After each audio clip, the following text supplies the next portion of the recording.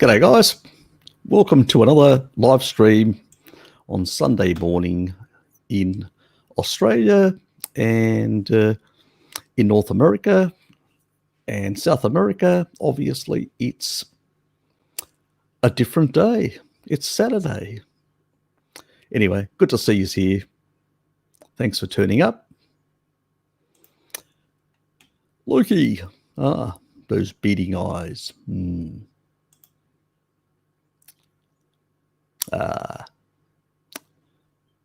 Good for you. Good for you.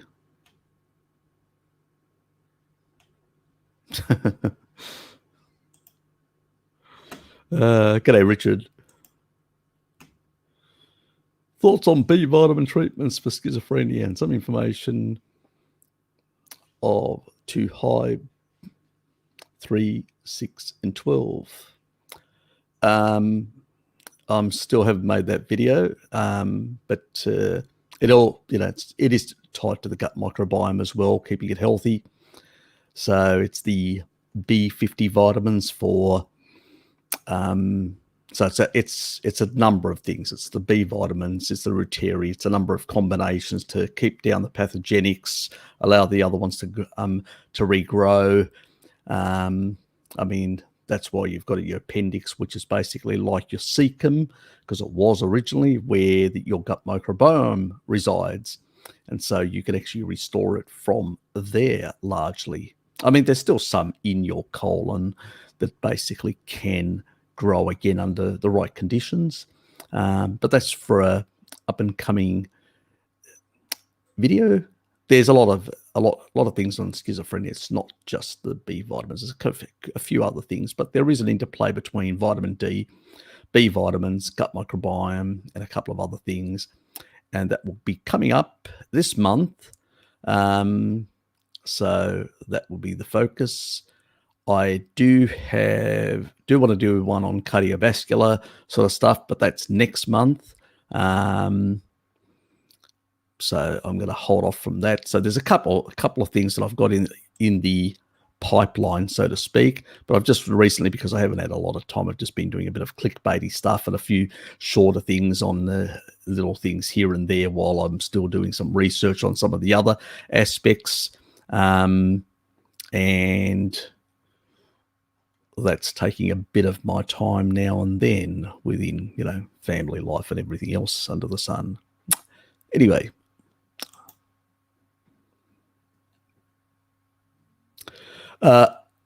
Well, got the hair sorted, but not the oxalate juice. No, I've cut back on a coffee now to 1 or twice a day, which is basically it. So I don't have coffee in the mornings. So I'll probably have one at midday and mid-afternoon. So that'll be basically it. So I'm going over to Dad's today, so I'll probably have, so it's this probably today. I'll probably only have one because I'll have one, in the sort of mid-afternoon. So that'll be probably about it. So even though I am a fast sort of metabolizer, so it doesn't really affect me. But just pretty much, I've sort of switched off on it. I did a 5-day fast this week, 120 odd days, hours. Sorry, not days, hours. And yes, but I haven't been nice to myself. Last night I went at 3 o'clock in the morning to bed. Yeah, I know.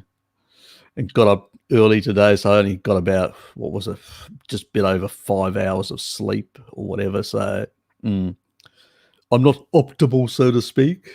I've only got myself to blame, as usual. But don't worry, I've still got enough energy to keep the pace up. So as you guys know, yes, but not good to burn the candle at both ends. Eventually, it will catch up to you. G'day, Mandy. Good to see you. Ah, yes, that annoying person. Yes. Thanks. Good to see you here. Nursey. Ah, yes. Lukey, my man. Yes. Good to say hello to everyone. Yes. We always should. Ah, mate. Harut, how are you, mate? Yeah, I should still be in bed. That's true. I didn't get enough sleep. I'm probably lacking 3 hours of sleep. So, yep.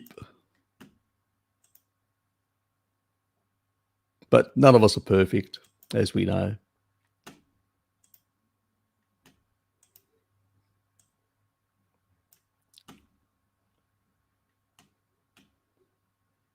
Oh, well, that's Harry.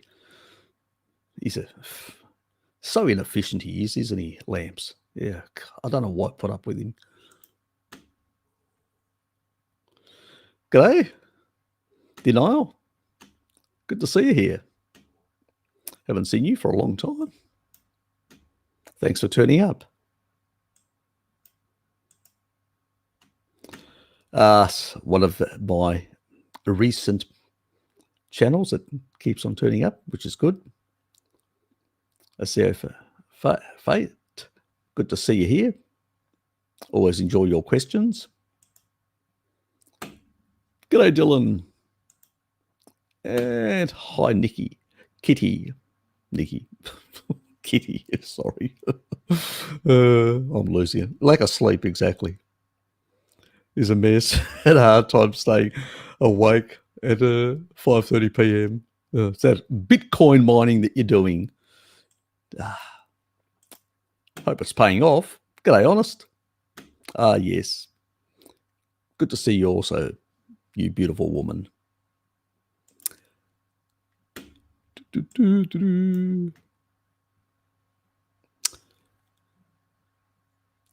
Not really. No, it's just a sort of a nice reset, 5-day reset. Lost a couple of kilos. What is it? 3 kilos. Probably one of those is water weight, which when I started eating, came back, which was about like nearly half a kilo. So 3, 2.2 is about 6.6 pounds. And if you probably really only 2.5, so that's about 5.5 pounds. So, yep, something to be expected around that. But that wasn't the purpose. It was more of a reset for. I just checked at the end. I said, I wonder how much I did lose. So it's just a bit of a check. But that wasn't the focus. It was just basically to do a bit of a clean out. Since I do tend to have a tendency of burning the midnight oil sometimes, and not very healthy for me. So it's good to sort of do a bit of a reset, clearing out some of the junk that accumulates in the cells.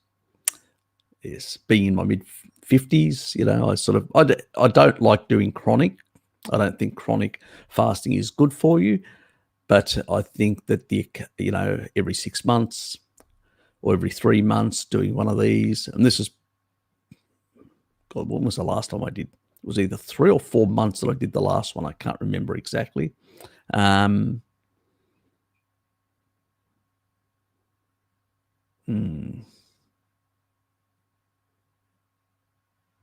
to say. Was it November, October? I can't remember. Yeah, it was a while back. I think I may have mentioned it. Anyone remember? I didn't get a lot of sleep.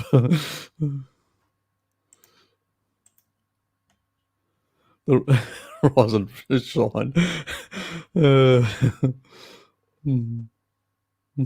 Around greasy, plump friends. Thanks, you're an animal. G'day,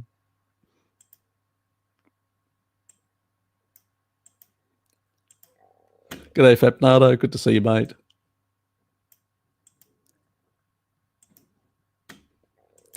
Yes. Greetings.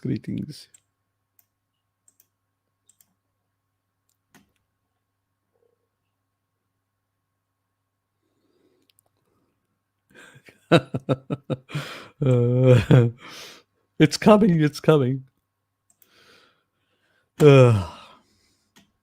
easy to do the little clickbaity stuff. You should know that.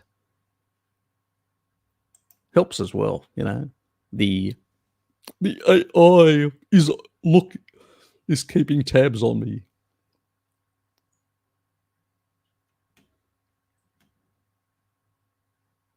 120 days in a week. It might be possible on a small, fast rotating planet. Oh, yes. Yes, it's funny how certain planets can orbit their star in less time than they actually, because they're rotating so slow, their days can be longer than their actual orbits around their suns. Yes. Yes.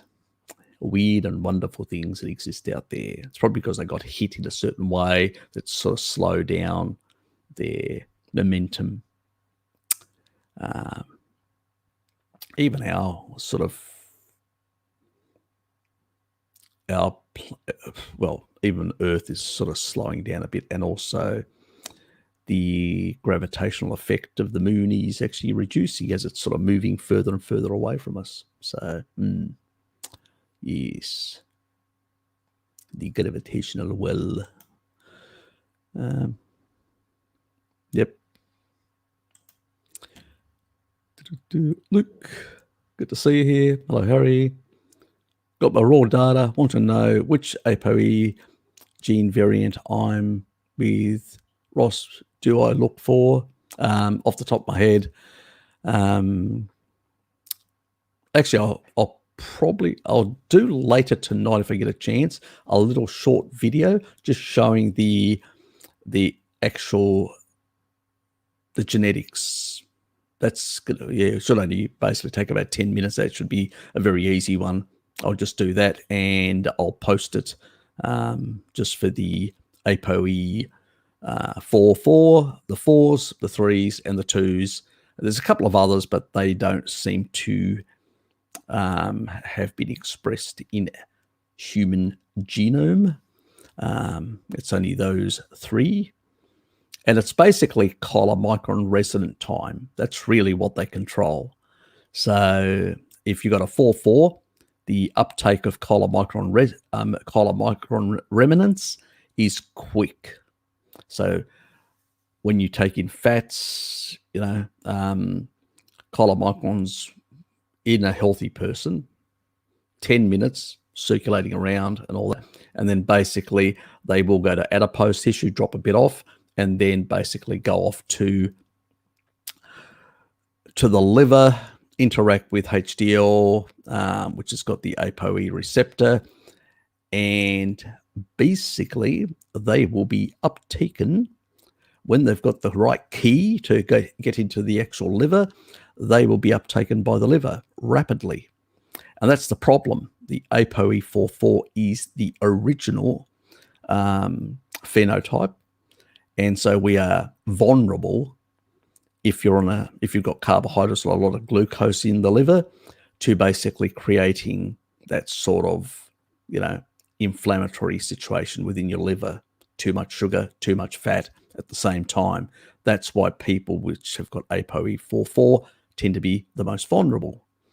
3-3s actually have a slower remnant uptake, and 2-2s even are slower than that. So the remnant stays in the bloodstream. It doesn't get uptaken as fast, which basically means that you can deal with the glucose flux much better in that regard, making you slightly more slightly protective against, having that effect on you, because it's going to take a bit longer to get in to the liver to cause any problems. So that's really, really what it is. At the end of the day, it doesn't really matter what allele you've got as long as you keep away from carbohydrates. The only thing that it'll actually tell you is how much you can tolerate, really. That's basically it. But since the chimps and all the other great apes have 4-4, and most tribal populations have a 4-4, which is dominant, it quite clearly shows that the species appropriate way of eating is not carbohydrates. And these changes emerged, as you know, 200,000 years ago, and in a warm period when we had more access to carbohydrates and tubers. seasonally as well, and then 80,000. So originally it was about 20,000, 200,000 when we had more availability to things like fruit and stuff like that. So that's when the 3.3 really originated. And then when we had access about probably 80 odd thousand years plus to, it's probably 100,000 years. So 20,000 years, and then forced an evolutionary change, which is the 2.2s started emerging and the 3.3s became more dominant. And the reason for that is to sort of cope with that extra carbohydrate component that was seasonally coming in, because it's not species appropriate. But, you know, when the weather warms and the animals become leaner, that means they've got less fat on them. People will seek calories from any source.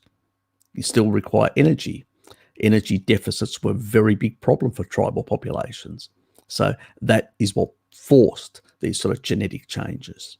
But yes, that's for tonight's video. To do a quick one on that I've already spoken about this in the past. Just check my other videos, which I've talked about the sort of ancestral stuff, and my chats with Bart K.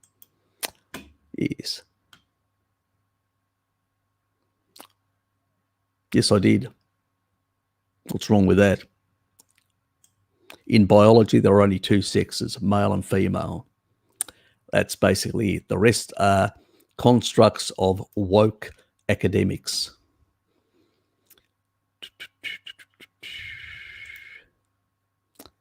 I mean, I got a test with Ancestry. Yep, doesn't matter what you got, as long as they included. Now, problem with Ancestry, it doesn't include a lot of the, they tend to focus more on your ancestry, where you come from and stuff like that, where 23andMe, while they do provide that element, which is good, their main focus is on also a whole lot of other genes. So I know that even 23andMe have actually slightly changed their products. So it's really hard to know exactly what they include and what they don't, because they talk in generalities rather than specifics, what they're including and all that. But if you really want a comprehensive one, then the 23andMe, the more expensive one, not the, what is it? I think it's about the 90 something dollars or whatever, $100 or whatever. That one has been slightly reduced. The other one's about 150, I think. Trying to remember now. Fucked brain. Yeah, that one will probably have more. So I don't. Yeah. Anyway, I'll put the actual single nucleotide polymorphisms up, the SNPs, and what to look for, and then you can just do a search of your raw data. And if they're there, you've got the information. If they're not, well, bad luck, can't help you there. You may have to do another test. So yes. He's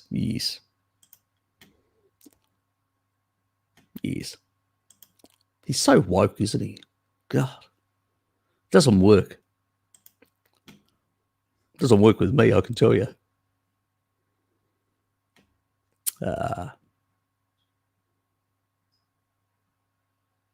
Okay. Yes, exactly. Problem is you can't even it's very hard to convert it back to real fiat currency. Better to convert it back in gold, but it's very hard to transact with in gold and crypto as well. So, and it's the other thing is a lot of criminal elements use it for transactions. I'm not saying anything, but it's the reason why it was heavily mined in the earlier days. The other thing is, it's what I see is that there's always a potential for the state to shut it down.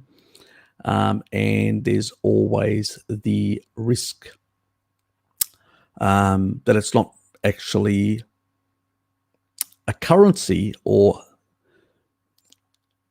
gold or whatever, or any sort of form of exchange or that holds a certain monetary value. At the end of the day, it's actually tied back to the GDP of an economy, of your actual economy. There's basically no real underlying, there's no commodities, there's nothing that really underpins it, but sheer the belief in others that they can store some value in it. Time will tell.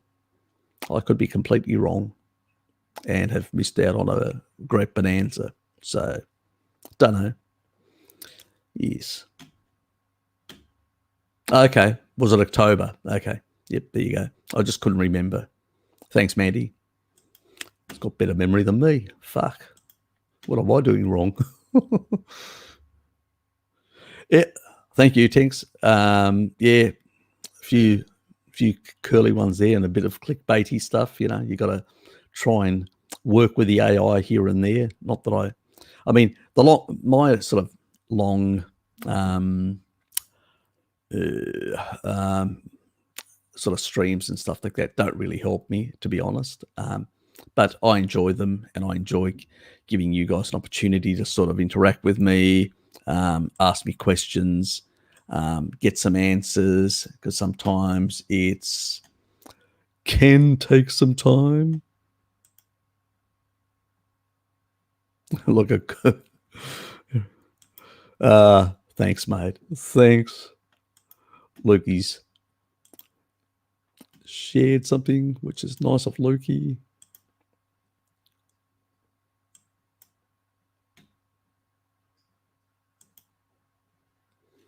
Harry's upcoming video, Serpanos. Mate, don't worry. I'll cover that on an upcoming video. Yes, Harry.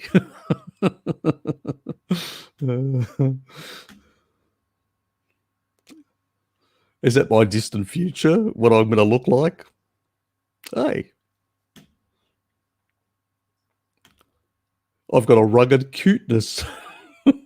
Or somebody else that's basically aged, waiting. Oh, well, I've got a day job. You know that, Lukey. Yes, when people have a day job, it's always a bit hard. I do my best. That's all I can do. Thoughts on fatty coffee, butter, MCT, and any, if one can digest without reaction. I can't see the value of people basically doing these sort of fat bomb type whatever. Putting a little bit of cream in coffee, I do. Putting a bit of milk in coffee, I do. But these sort of fat bomb stuff like that, I just go, have you got adipose tissue in your body? Just use that, Why do you need to basically just spike yourself with massive amounts? Are you basically being very physically active? MCT oils, I can't see the value of them beyond the biological adaptation that Polynesians have and some Southeast Asians have to certain types of medium chain triglycerides. The majority of humanity don't. That's a fact. And not only that, not only is MCT can be an issue for some people, especially if they don't have an adaptation, it can in large amounts, not in small amounts, it's irrelevant, but in excessive consumption of MCT can induce certain allergies in people. So there's literature. I just haven't done the video, but there's, it's not talked out there because nobody knows about it, but there is actually good research that actually shows that it can have negative effects. It can also have some negative effects on the gut microbiome. So I don't see the value of it. Even if you're basically, let's say you've got Alzheimer's and stuff like that, why aren't you on a species-appropriate diet? You don't need MCT. You don't need fucking keto esters and stuff like that. Put yourself in nutritional ketosis, eat your fucking meat, and basically that will be much healthier for you in the long run. That's all you need to do. I'm just sick of all this commercial crap that people continually, supplemental nonsense that people try to sell most people, as if your ancestors went around jugging down MCT supplements and all sorts of other shit. They didn't. They ate real food. You need animal foods. That's what makes you strong. You want to clear out beta amyloid? Taurine. Where does that come from? Animal foods. You know, that's where it comes from. And it basically breaks down beta amyloid. So it breaks down fibrotic tissue in your heart, in your kidneys, in your liver. You know, fucking easy. You know, we don't need this sort of shit. We're wasting too much money on shit and doing all these crazy things. If you're going to have coffee, just have a bit of cream or a bit of milk in it, whatever, you know, takes your fancy. You don't need to put butter in there. You don't need to do all that. You know, this is just nonsense, all these fucking commercial idiocies and whatever. If you want the occasional thing because you like that really boost of creaminess or whatever, go right ahead, whatever takes your fancy. But honestly, I just don't see the value of it at all, Mandy. You know, so... and I definitely don't see the value in large amounts of MCT, especially when you don't have genetic adaptation to being able to handle stuff like that. So, and that's people actually talking about, you know, people that are actually using coconut oil in the Polynesians in particular, that half their calories come from it. But even there, it's much lower than MCT, but they've got an adaptation. So, and also, let's not forget, coconut products have salicylates, and many Northern Europeans have got sensitivity to salicylates. So why are we basically consuming those tropical oils? Animal fats, guys, animal fats. Yes. Anyway, Luke, in that regard, yes. What do we move on?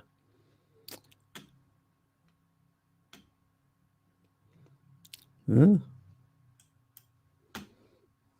Yes, I would laugh with that as well.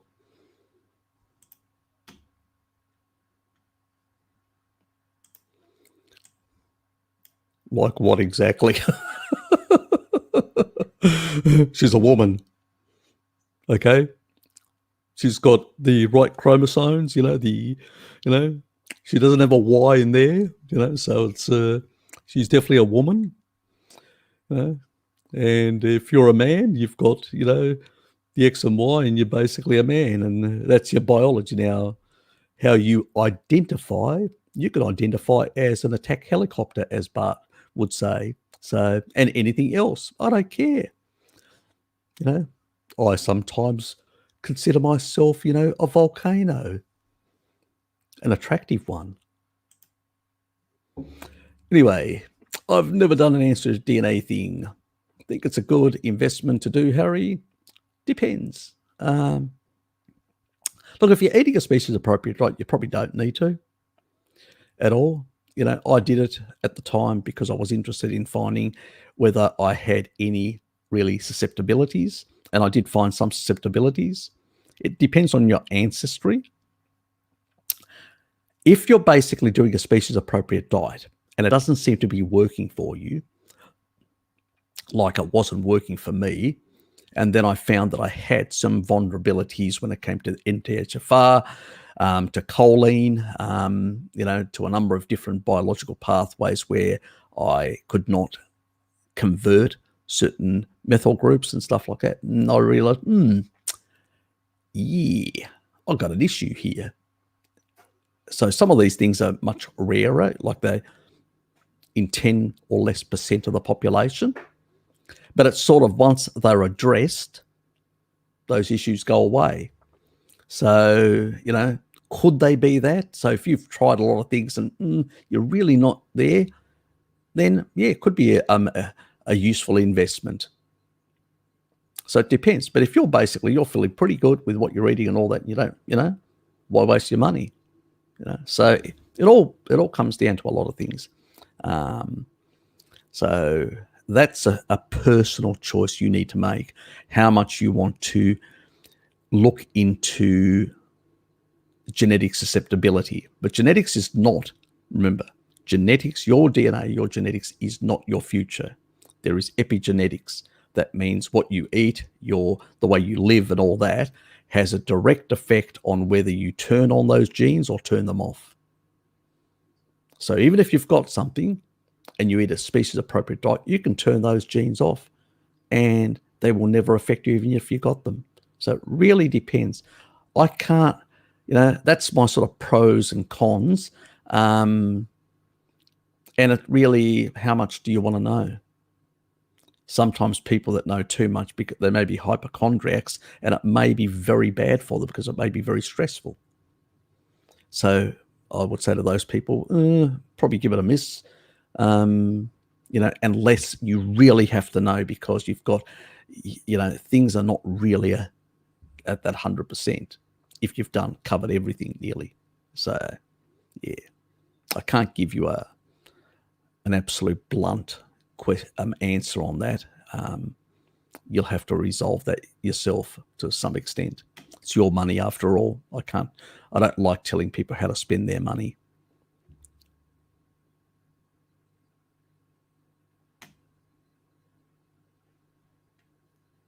God.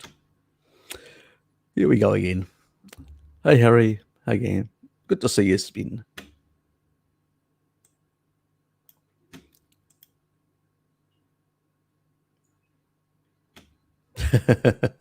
Yeah, that's probably true. That's probably true.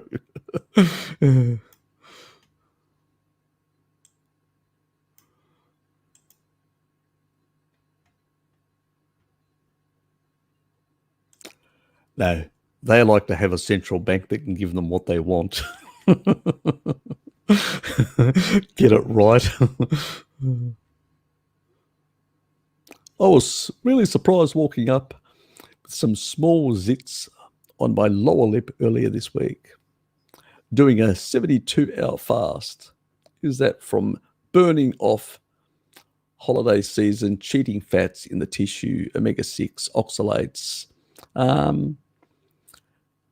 Oxalates sometimes can be an issue, but I would suspect it's probably the stored PUFA, the omega-6s.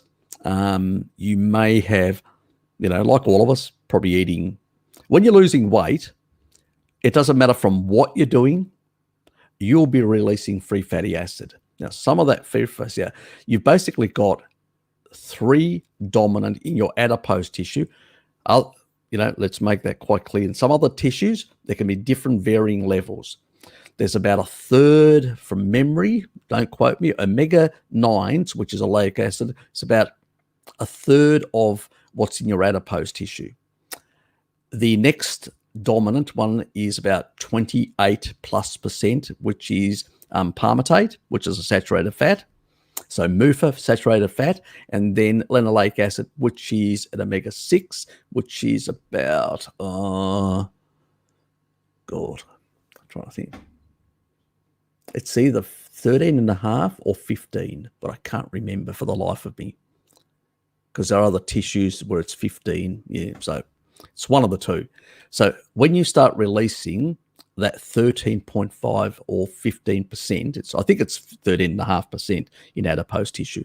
When you start releasing that into the bloodstream, if it's basically derived from vegetable oils because of your past lifestyle, if you're in a low carbohydrate, ketogenic, or state where you're upregulating glutathione, and that can actually refresh your vitamin C and vitamin E and recycle it successfully, and you've got no other underlying inflammatory things, then your body should sort of cope with it, even if you get some load levels. But if you're getting some inflammatory effects, I would say you probably need a low dose vitamin E to basically boost that effect, to deal with the actual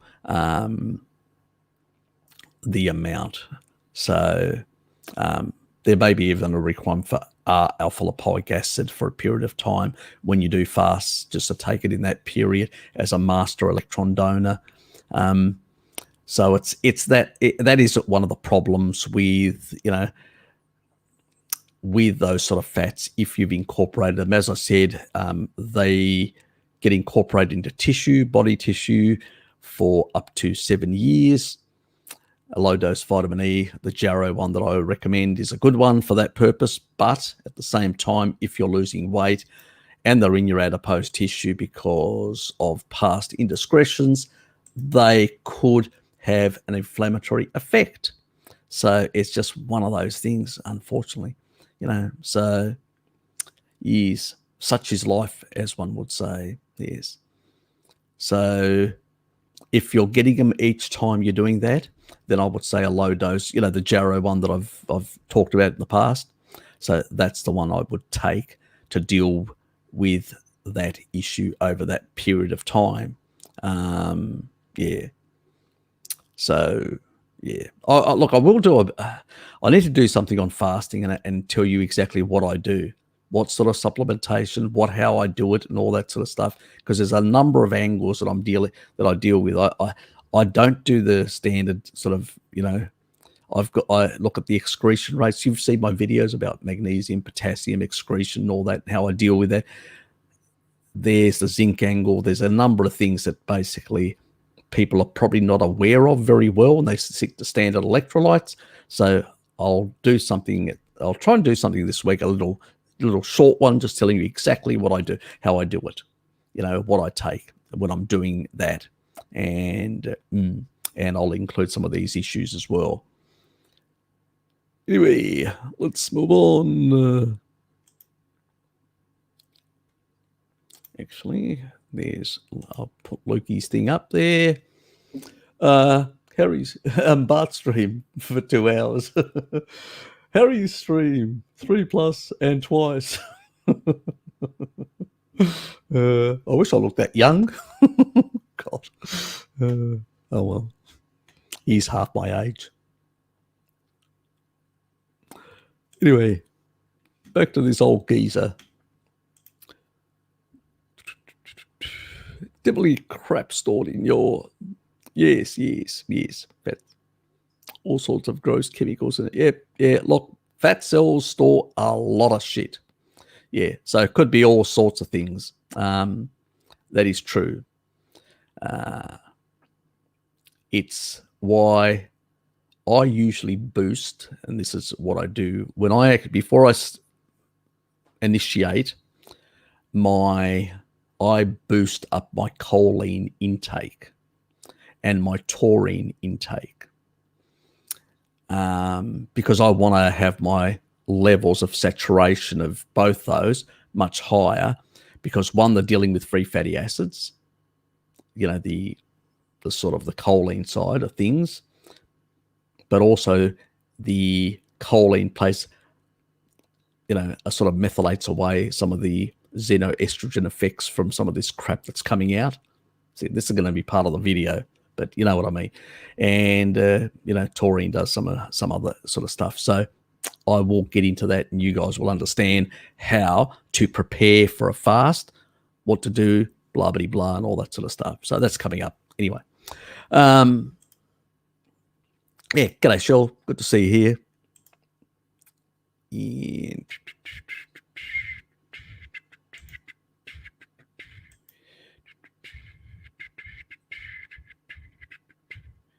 Thanks, StreamYard, for jumping the gun. Yes, I just said StreamYard, just move again. Oh, God almighty, StreamYard, please.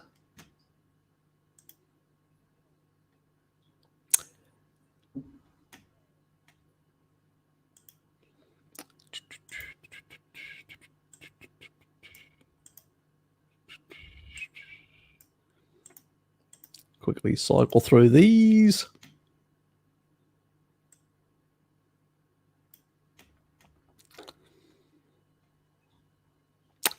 There's still content coming out, Lukey.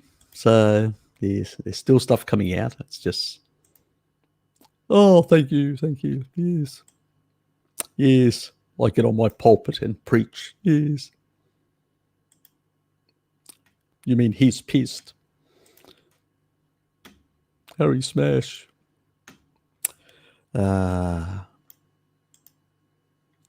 Slam your fist on the keyboard, Harry. Don't want to damage it. It's not that.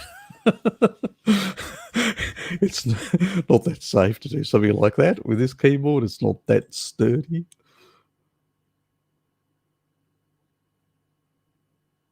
Oh well, you know, coffee shop. No, look, I don't know enough about that that condition, Fapnado. I have heard of it, but I don't really know much. Let me just.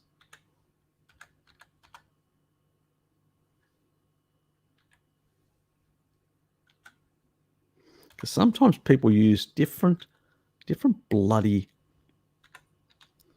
words, and I know things like in terms of acronyms and stuff like that. And is that how it's actually spelt? It doesn't even come up on the. I just Googled it and didn't even come up. So is that the correct spelling of it?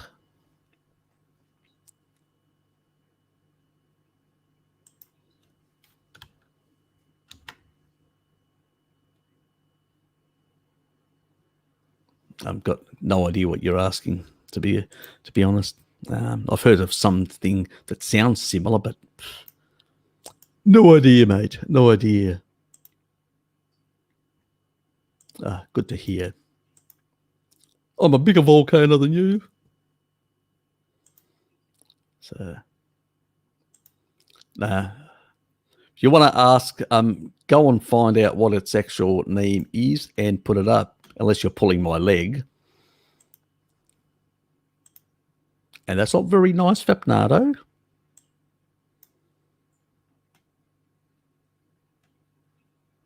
Ah, yes.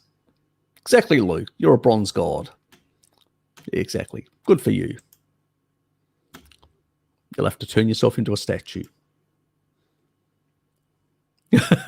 Oh, yeah. Oh, yeah. Oh, God. Somebody actually told me that recently Frank sort of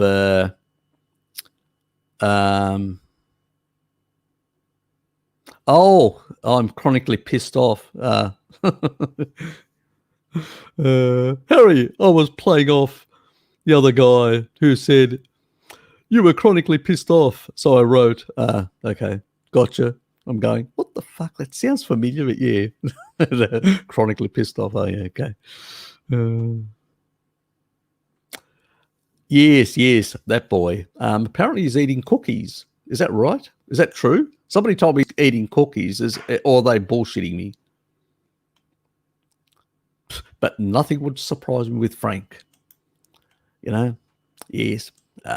Meat and cookies, that'll engage the Randall cycle very well and make you very healthy. With his high level of exercise, probably not affecting him as much, but long term, if he does that, he'll be back on a sort of semi-sad diet. So he's eating cookies. Oh, for fuck's sake. Back to processed foods and probably justifying it. On what grounds, I'd have no freaking idea. But, you know, he railed against this stuff in the past. And now, you know, what a hypocrite. What an absolute joke. And people still listen to him. God almighty. Lumen, good to see you, mate. Hey, Harry, I just got over COVID. I was sick as a dog for 2 weeks. I survived because of my diet. Exactly. Hope you hit your vitamin D levels up as well. Yes, those fat-soluble vitamins really help.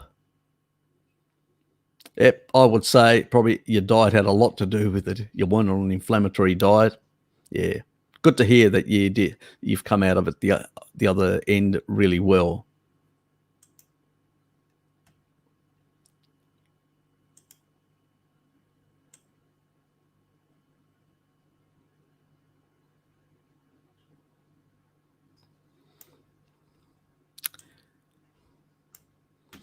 He had COVID. COVID does exist, lamps. Let's not be conspiratorial. The only thing is that it's just slightly worse than the flu, the severe flu. So, when you look at the actual data, it's not as severe as originally the Imperial College made it out to be, which is they basically misrepresented the data, as Ivor Cumming has actually spoken on his channel quite well about it. But yes, we have basically, in a number of independent laboratories around the world, we have basically seen it under an electron microscope. We know exactly what it is. The difference is how lethal is it? That's the question.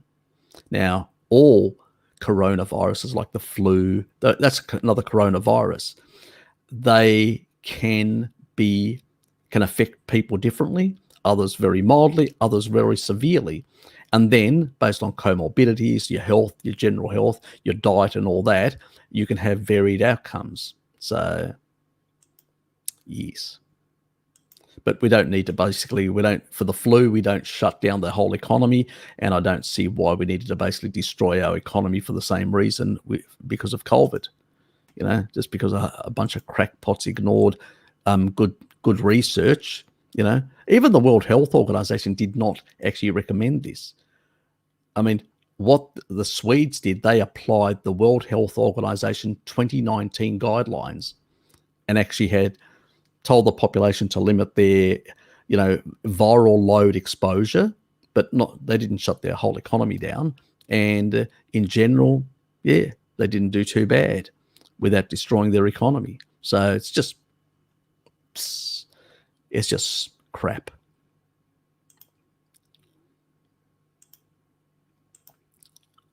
Yes. And now in New Zealand, Shell, you know what's going to happen in New Zealand? Your dear friend Barkay will be basically, muzzled. G'day, Lukey. Hello, everyone. I was just saying that our dear friend Barkay in New Zealand, will have to learn to basically say hail his prime minister. It's a he or she or whatever. It. They have they're gender fluid, and basically he will also have to basically wear a muzzle. But I've told him to claim indigeneity under the Waitangi Treaty. See, they don't have a constitution, but they do have the Waitangi Treaty. And so he can claim some ancestral, Maori sort of genetics and say, well, it's against my, and under that treaty, you cannot impose anything on the, of that sort, which is extrajudicial, where it's not, So, it's a sort of a loophole, let's put it that way. Otherwise, he'll be incarcerated with a muzzle in very awkward positions. But then again, with Ted, he may like that. I know he's going to hear this.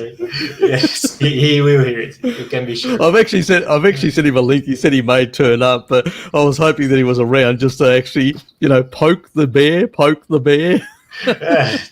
He's probably tired though. No, he's gone to the beach with Pim because Pim sent me an email before because we were just chatting about some stuff and Pim said, "Oh, it looks like a beautiful day. I want to go to the beach." So I think she's put the pressure on him and said, "Nah, we're going to the beach." That's probably it. So that's why I don't think he's going to turn up. He may turn up in the evening, but that's about it. It'll depend. But I'd be surprised if he turns up on this live stream anyway.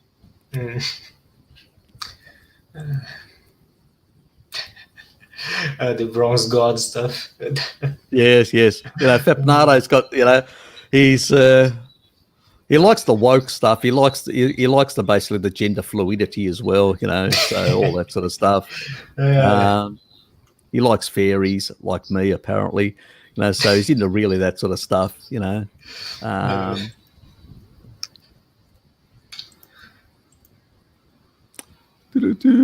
to cure diabetes and what That was caused by repeat diet. Exactly. I couldn't have put it better. I'm sorry. Dan, thanks, mate. I couldn't have put it better at all. That is just perfect. See, That's gold. at this point, I don't know. Like, I actually dislike Rapitians more than vegans in a way, because vegans you're at least sure, like it's very obvious that they are bad, you know. They're But just idiots. yes, If you have to have a very low IQ and be quite stupid, moronic, to basically, end up being like freely on that diet for ages and ages and ages. There's Jared. G'day, Jared. Ooh, good to see you, mate. Jared. Hey, quick on the draw. Can you hear me? Yeah, we can hear you. Mhm. Okay.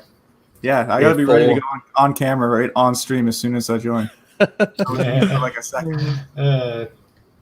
Yeah, so it's just they're absolute bonkers. That lot on sugar, and but they are very convincing. You have to. What they do is, this is the technique they use. They use reductionist science. So they look at one pathway and they say, if you follow this pathway all the way here, ignoring all the complex interactions of all the different pathways in actually a human, I mean, they will say, oh, this will happen. You know, if you do a low carbohydrate diet, reverse T3 goes up. Well, reverse T3 is a protective mechanism, so you don't actually muscle waste. It doesn't go up when you have high carbohydrates and sugar. This is why vegans get all that muscle wasting, because of high reverse, you don't get, you get suppression, you get high T3.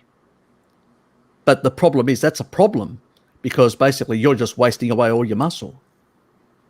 So on paper, it may look, oh, your thyroid's functioning well, but you're in a high metabolic state, which basically means you're just wasting tissue away like mad. If you're on, that sort of traditional low calorie fruit and veggies type, vegan diet, not on the mix, the sad diet.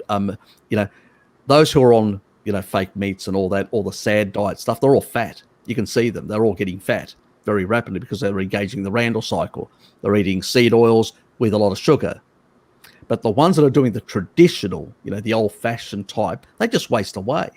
So when you use that sort of reductionist nonsense and don't consider how it is playing these different hormones, how they're actually working within a certain type of dietary or eating pattern or lifestyle, you missed a whole lot of information. But that's what they use, and they can go, I can demonstrate this in this study, and people go, wow, they really understand that. Yeah, they understand that pathway, but they're actually selling you a false story. And that's how they do it. And that is why they're much more dangerous than the vegans, because the vegans have got no science. They just talk shit. It's just nonsense, epidemiology and crap like that and all that. It's really easy to argue against it. Arguing them down very easily. They're not difficult opponents. I've always found it really strange how a lot of carnivores have actually found difficulty debating vegans when their arguments are so weak. I mean, the carbon one from animals is so weak, because I've got that study, that I remember I did ages ago about the C12 and C13 isotopes that quite clearly showed that the C12 are going down, which is the animal ones, and the C13, which is shale oil and gas and whatever, is going up. So basically, they are targeting the wrong thing completely. Their argument is not valid in research science. And so it's so easy to kill their arguments. But these guys who are working on these reductionist sort of things, they can really manipulate people very well. And that's why they're more dangerous. And that's why certain people like Saladino and others have fallen prey to their propaganda and their bullshit. Because Saladino's not a scientist and doesn't look into research. He will basically, like a lot of people, they'll go and find a study that supports their narrative and then basically say, oh, look, I've got a study that supports this. But they're not actually researching the literature. I actually look at all studies, both those who contrast and say something different and others, and try and see, well, you can't have paradoxes in science. So what's really happening? And that sends you down another rabbit hole to find out some of the biochemical pathways that may be contributing to this and that complex interrelationship. And that's how you do proper research, not this sort of nonsense, where you find these sort of reductionist sort of biological pathways and then try and actually make a theory around it. That's not science. That's just pseudoscience. It's like what the, all these other like Imperial College did, excluded a whole lot of data, just used the stuff that actually would push their narrative, how bad COVID would be. And that's what they did. And they got away with it. So they had the data back in April, last year. They've had the information for a long time. But basically, they've been telling people not to look at it. They only need to look at this data. And a lot of the actual authorities around the world, they've only looked at that data. And that's the problem. And they've derived. So I don't blame the authorities because they've gone on that data on basically falsehoods, no different than Ansel Keys did back with nutrition, or the falsehoods in his epidemiological study. And authorities been based on that. And obviously there are forces in this world that want to push this narrative because they've got objectives, political and economic objectives, and that's where it's all coming from, and that's where the danger is, So what do you guys think? I just came in halfway through that very long thought. How's the rustling But if business going? if you're asking if I think that there's a narrative being pushed behind how the numbers for coronavirus are being interpreted, I can't disagree. Exactly. Well, neither can I. I mean, it has come to a point where, like, if you don't think there's something else going on other than the official narrative, I'm sorry for you. You're being far too innocent. Exactly. And basically face masks are completely ineffective. What the only usefulness for a face mask is, let's say you've got the actual virus, it can actually reduce the viral load you actually expend out. That means that you release. That's all. The downside of a mask can be as, you can hold on to too much bacteria. And if you're not changing it on a regular basis or whatever, you could potentially put yourself at risk if you've got other comorbidities or whatever, put yourself at risk of pneumonia. So there is that risk. Also basically can affect your just general lung function. That is another reason why even doctors are told quite clearly not to overuse masks, because it can have a deleterious effect on lung functioning, on gas exchanges. This sort of two masks and chronically using masks and all that is not a healthy thing. We've never done it as a species, so it's not a healthy thing.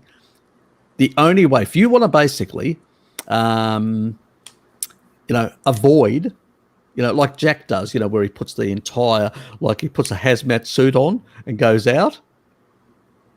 He does it for comical reasons and to poke fun at these people. But at the same time, that's the only way you can actually completely, by getting yourself into one of the virologist suits, where they got independent oxygen and everything. Yeah, it has to have a self-contained air supply and positive pressure too. If you're talking about strict, you're talking about strictly about completely minimizing exposure risk anyway. Precisely. So, all this other thing is nonsense. What we should be focusing on, things that actually deal with respiratory infections, they are vitamin D. Vitamin D is so important in, the collagen degrading, the enzymes that are involved in collagen degrading. That means that can be protective of the actual lungs is vitamin D. A lot of the actual, when it comes to the immune system and the regulation of the immune system, vitamin D, to avoid a cytokine storm, because at the end, that's what's going to kill you. It's not the virus. It's the effects that it causes in you.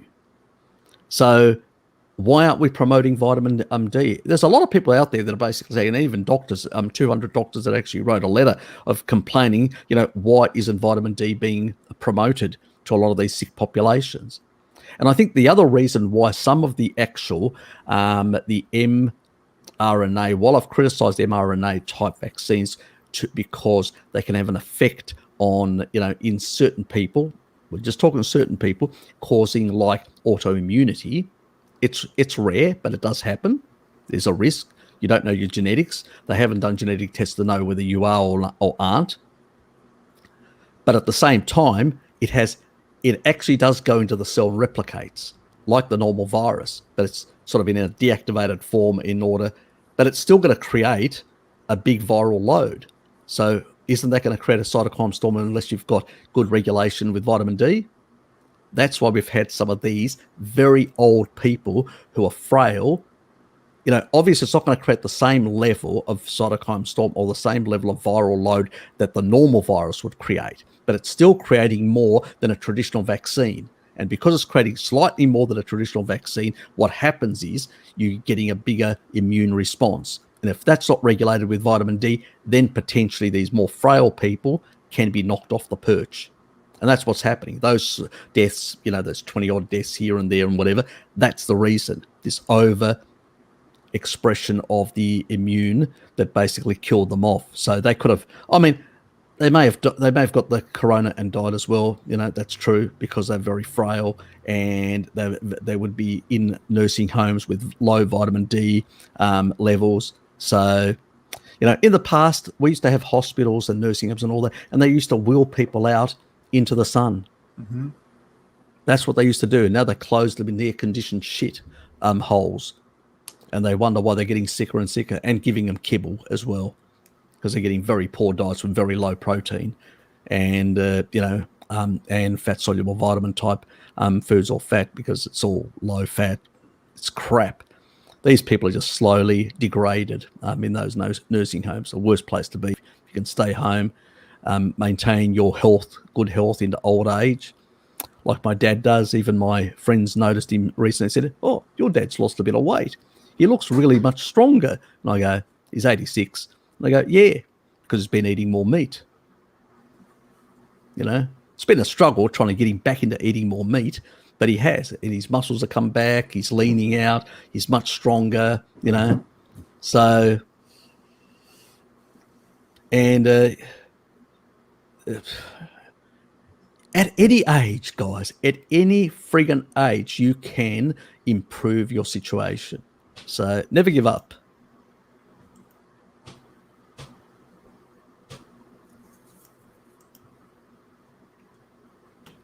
Mate, I always play. I like to play. You should know that, Fepnado. Yeah, Fepnado's trying to play with words. Keep going. I started fucking Googling that crap.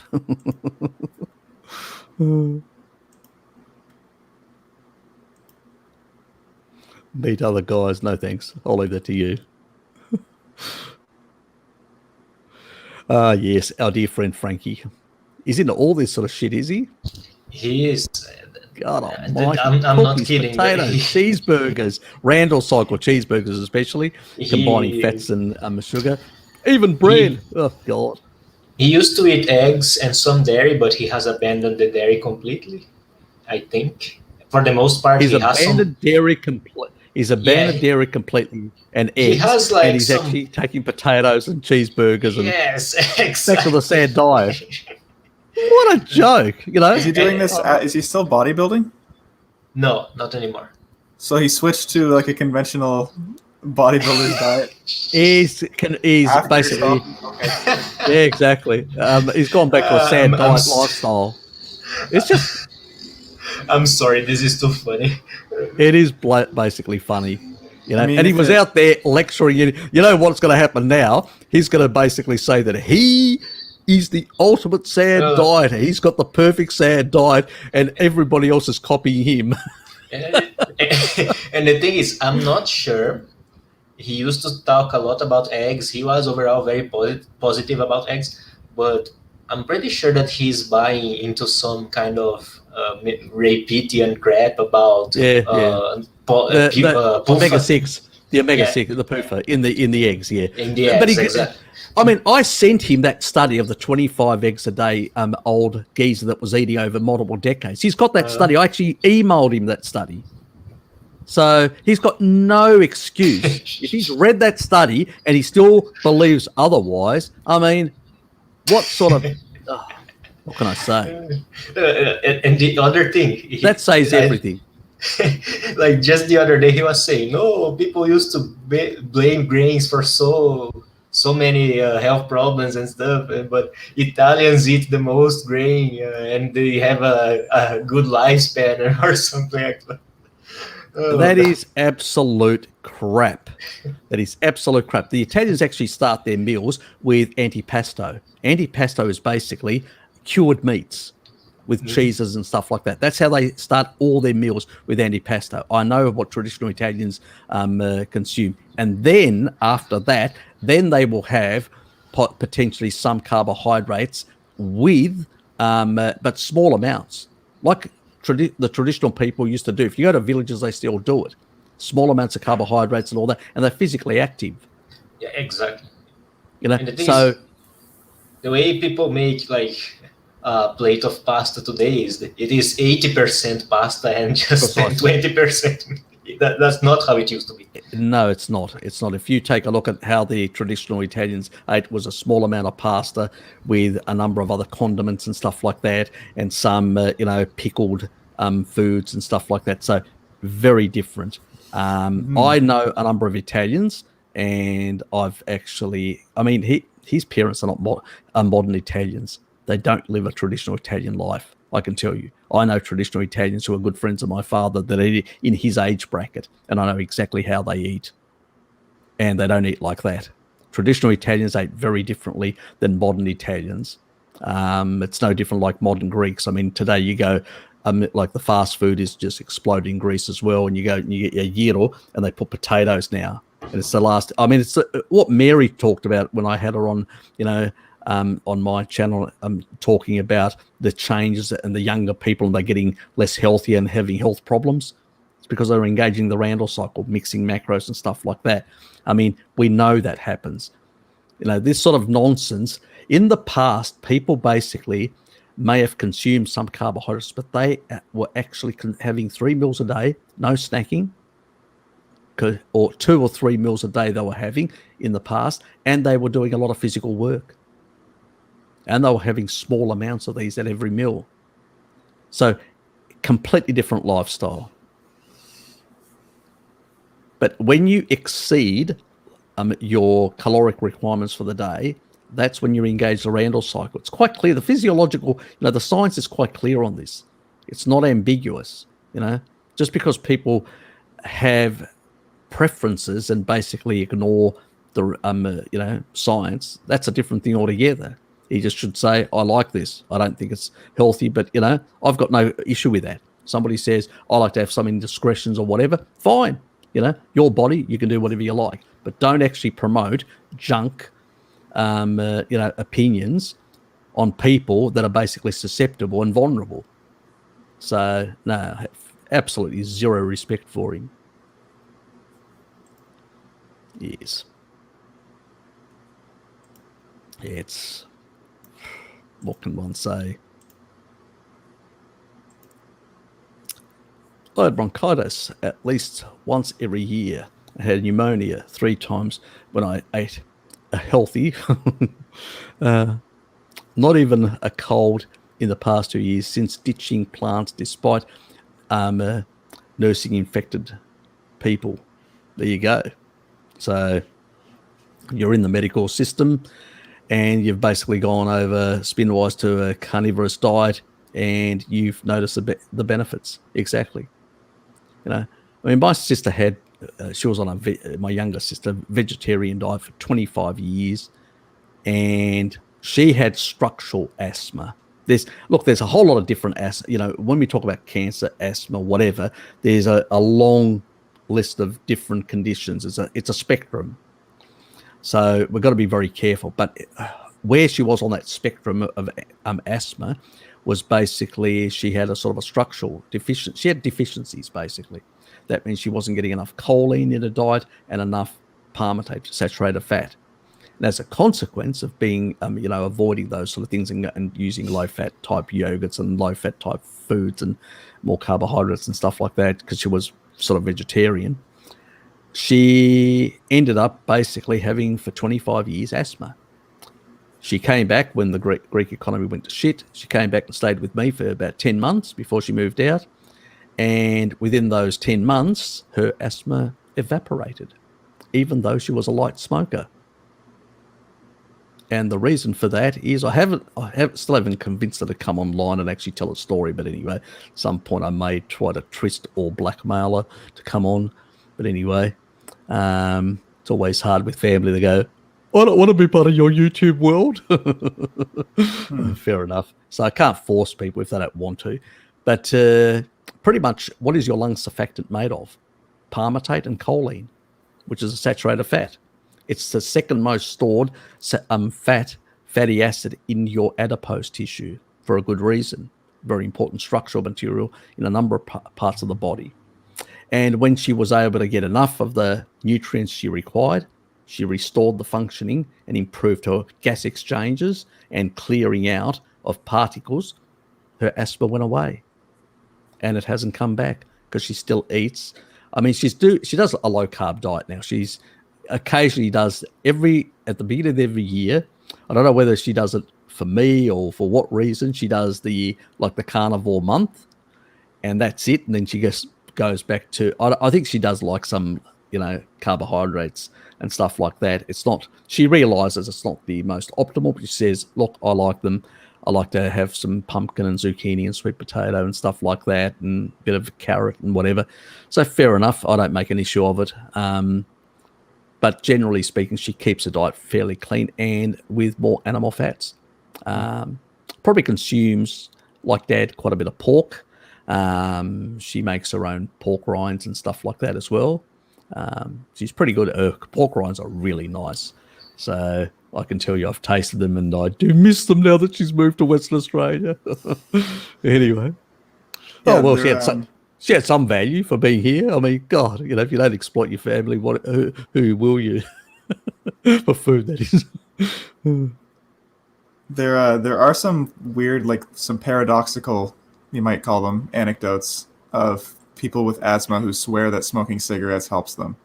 I'm not at all advocating that anybody with asthma go and smoke cigarettes to cure their asthma, but it does cast doubt on what the fundamental cause of the asthma is. For example, with your sister's anecdote, continuing to smoke and yet her asthma improving, right? Yep, we know, Shell. I know him too well. I've had plenty of conversations with him. What I just do sometimes when there's a controversial issue, I try to entrap him on a live stream like I did with Poofa. I remember that. I remember. So yes, I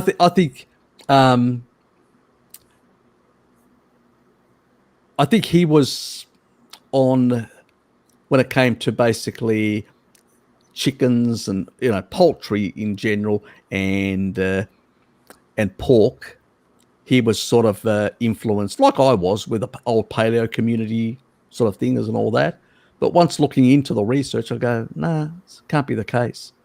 So, and I put up a credible argument, and he couldn't disagree with it. It was just when the research is there and it's quite clear that animal poofa is not a problem, and the body can basically, if you've got animal poofa which is stable, gets stored in your adipose tissue and then gets utilized in the cell membranes for arachidonic acid, or basically it gets stored as an energy source, it's not a problem as long as you're not in an inflammatory state, and as long as that stuff isn't shit, or there's not other stuff in there that can cause it to basically become damaged.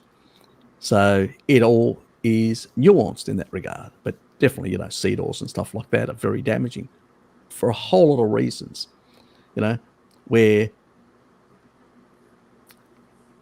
animal poofa is low in deuterium, but seed oils are extremely high in deuterium. So there's, even at that sort of, at the mitochondrial, when you put seed oil poofa through your mitochondria, you will create massive amounts of reactive oxygen species, let alone massive amount of damage to your ATP synthase, to the nanomotors. So that's the problem, where you put something like linoleic acid from a pig or a chicken, which is low deuterium, goes through, basically just gives you more energy. That's what it does. It gives you more energy. It doesn't basically damage your electron chain. It's simple as that. It's not complicated stuff when it comes to both deuterium and general. And if you're in a low oxidative state because you're not eating kibble, you're not going to have any problems. But even if you were having some kibble, even then, if you look historically, it's not an issue amongst all, when you've got pork, you've got all these longevity populations. Well, even they consume some kibble, wasn't an issue. I just think animal fats are very different, the way they're structured, and the way they're, those bilayers in the matrix of the actual fat itself. But even when you basically cook it and turn it into lard, even then, it's the lowest in aldehydes. So if it's low aldehydes, what does that tell you? You can only have high aldehydes with a lot of primary and secondary oxidative products. So it'll be low in those as well. That's what was used for cooking for thousands of years. And if you saw my recent video, where I actually talked about you can actually, cure it and preserve it much better than beef and transport it much better. That is why it was seafood that was salted like mad. Seafood, pork, and dairy were the key foods of the Americans of the 19th century. When you go back and look at the sort of dietary practices, I mean, you had a city called Porkopoly. It was a city just that produced pork, all pork-related products and stuff like that. That tells you something that that's the history that has been lost or ignored or misrepresented or people are unaware of. Primarily are unaware of. The majority of Americans are completely oblivious to that reality of what their old diet was 100 years ago. Mm-hmm. And that is why they are where they are in terms of sickness, in terms of chronic disease. So, yeah, and there was nothing back then, no macular degeneration, no cardiovascular disease. There were this is in the US, it's only the first one actually that was recorded. All the other ones are sort of, like they did have heart disease. I'm not claiming that they didn't, but that was all related to sort of pathogens and stuff like that. It wasn't related to like stenosis, which happens where you're eating inappropriate foods, like modern type, CVD, vascularized type heart disease. So you didn't have that sort of effect. And the difference is they consumed a lot of these animal products in high amounts. Seafood was something like, in some parts of the US, was something like 2.5 times what they consume to 3 times what they consume today. And pork was, just massive. I mean, I can't remember how many orders of magnitude the consumption was. It was just massive everywhere. I mean, the primary fat in the American diet was then, like today's seed oils, it was lard. And lard is low deuterium. It's the lowest in deuterium of all fats.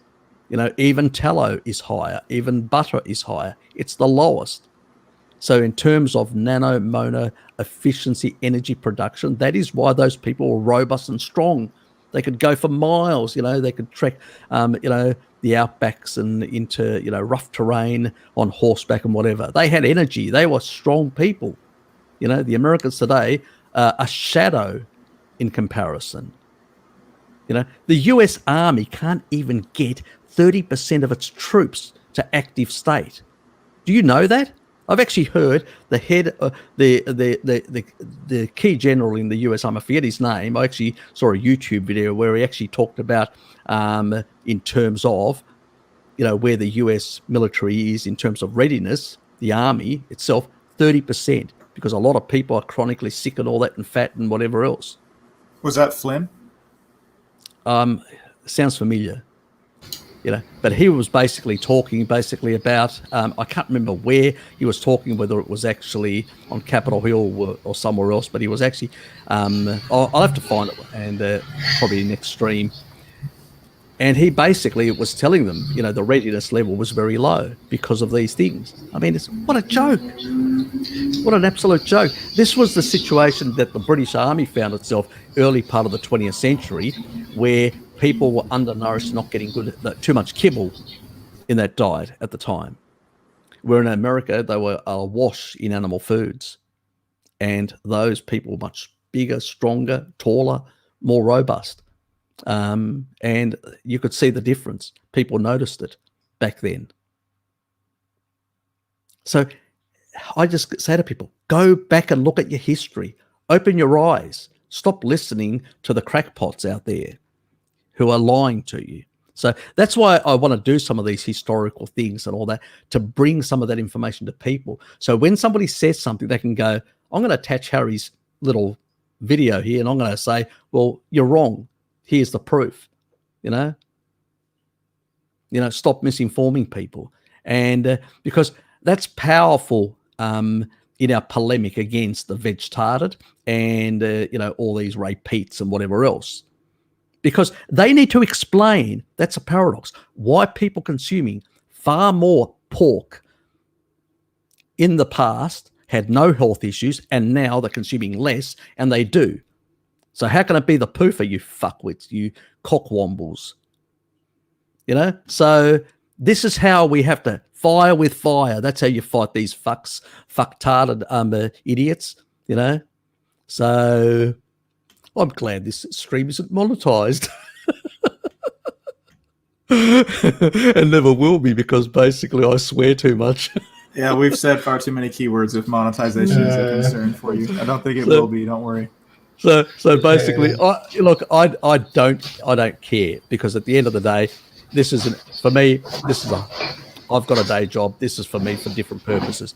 Try and get the message out there of good nutrition and to expose the BS. Right. So you monetize it and split the super chats with your co-hosts. Won't be having that. I mean, I keep on getting people sending me emails saying, "Oh, can I give you money?" And I go, "No," and I just knock them back continuously. I know people think, are you crazy? No, I'm not crazy. I don't need it. Don't need the money. So the only people that I would love to get money from is YouTube. Just them. Just knowing that I can extract $1 from them would make me happy. That's about it. But from you guys, no, it's not necessary in that regard. Yeah, but I do have to confess that when I can see a big difference from my first year when I joined the carnivore community and the way I am now, because when I joined, there was too much talk about the omega-3 to omega-6 ratio, and that's shifted now. And originally I was really afraid of eating like chicken thighs because of the omega-6s and stuff like that. And I don't know. I really didn't know what I was talking about. I eat half a chook once a week. So I just get a whole chook, I cut it in half, and I have half of it, and I put the other half in the deep fridge for the next week. And that's what I have every single week for that extra MK4 from the chicken, because it's very high, as I pointed out in that other video. I've not had chicken thighs in a long while. That's a good idea, Luke. Yeah. You're making me hungry. I actually haven't had dinner yet. I was just popping on the stream before I go to eat. Yeah, and the thing is, I basically I do buy free range. That's true. We've got an island here on the east coast called Maria Island, and it doesn't have any predators. So they don't, well, no wild dogs, none of this sort of stuff, no real problems in that regard. So they can actually have the chooks out and about. They wheel them out and they just go around eating bugs and stuff like that, and whatever else. And then they actually, the IGA stores sell them, and I just go and buy one of those chooks. And I buy the gluten-free, the one that doesn't have any sort of shit in it, where they put all this filling. So I buy the ones that have got no filling whatsoever. It's just plain chook that's been cooked, baked, and I basically grab one of those, and that's what I use. and I've got no problems with that. I have plenty of eggs as well. And at the end of the day, conversion is only an issue if you're basically getting your essential fatty acids from plants. That's when it becomes an issue. I will leave my pathway to completely only focus on, omega 6s, and I will get my omega 3s from fish and from animal foods. I don't need to get them from plants, and I don't need to worry about conversion. There's no issue. So conversion only becomes an issue if you're depriving yourself from essential fatty acids from animals, then it becomes an issue because you're getting ALA, the precursor to DHA. That's when it becomes an issue. If you're getting DHA from food, you don't need to do the conversion, do you? You don't even need to basically transcript those enzymes. You only need to basically convert the omega-6 to arachidonic acid. You store some of it, as I said, it's the third most storable form, and it's always a small amount anyway, but it stores. So it gets out of the system very quickly, and it's just there for storage to be used from adipose tissue when you need it. And then the rest gets incorporated in your cell membranes to act in a reparative way, and that's what arachidonic acid does. It actually has reparative properties. And the way you actually then electron down back to arachidonic acid is basically by via vitamin E, the different tocopherols and topopherols that are basically, which is the different length of these little wiggly type things that are basically what is the different parts of the complex of vitamin E. And they will basically electron down. And then you've got, when you're in a low inflammatory state, your glutathione is much higher, which is automatically will refresh the vitamin E's. So you don't even need a lot of vitamin E when you're on a low inflammatory diet. Vitamin C, vitamin E gets recycled very well by glutathione. It's only when you're on an inflammatory diet, eating shit, your glutathione, when insulin is high, glutathione is going to be low. So if you're eating species inappropriate, yes, then you will need more vitamin C, like Frankie does, vitamin E, and a whole lot of other things. It's not because you basically need them. It's because you're eating species inappropriate foods, and you're lifting your requirement. It's like there was a thing somebody asked about manganese. Same thing. If I eat a kilo, which is 2 pounds of basically beef, I will get all the manganese I need. That's all. But remember, when you actually, I have to do the video, but when you actually put manganese in, you actually push up glucose. It actually supports the glucagon for gluconeogenesis and a whole lot of other things. So how much sugar you pushing into the system, your requirement for manganese is really dependent on, it's a bit like thiamine.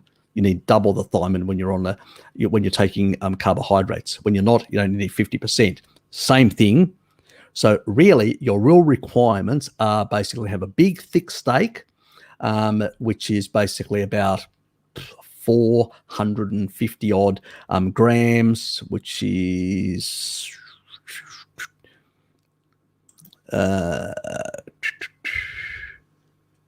about it's about a pound.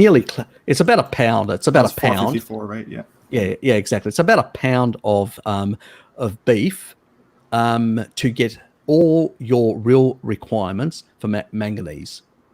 So why people worried about manganese deficiency? I don't know, Luke. Why were you worried about manganese? Sorry, I just have to laugh when you roll your eyes when there's like somebody asked about manganese. I can't remember. Somebody did. It was Luke. Oh, was it? Okay.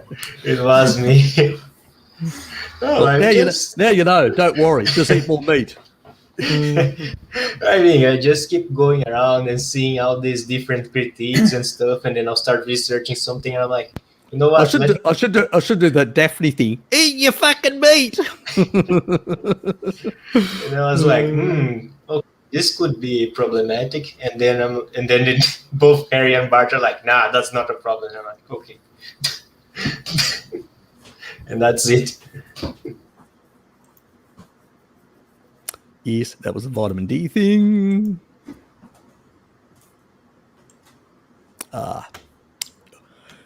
Shell's always a fan of yours, Jared.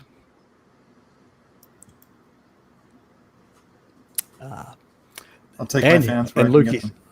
And Lukey's at his new, exactly. And Lukey's in his new place. It is so calm, like so calm. Being away from family.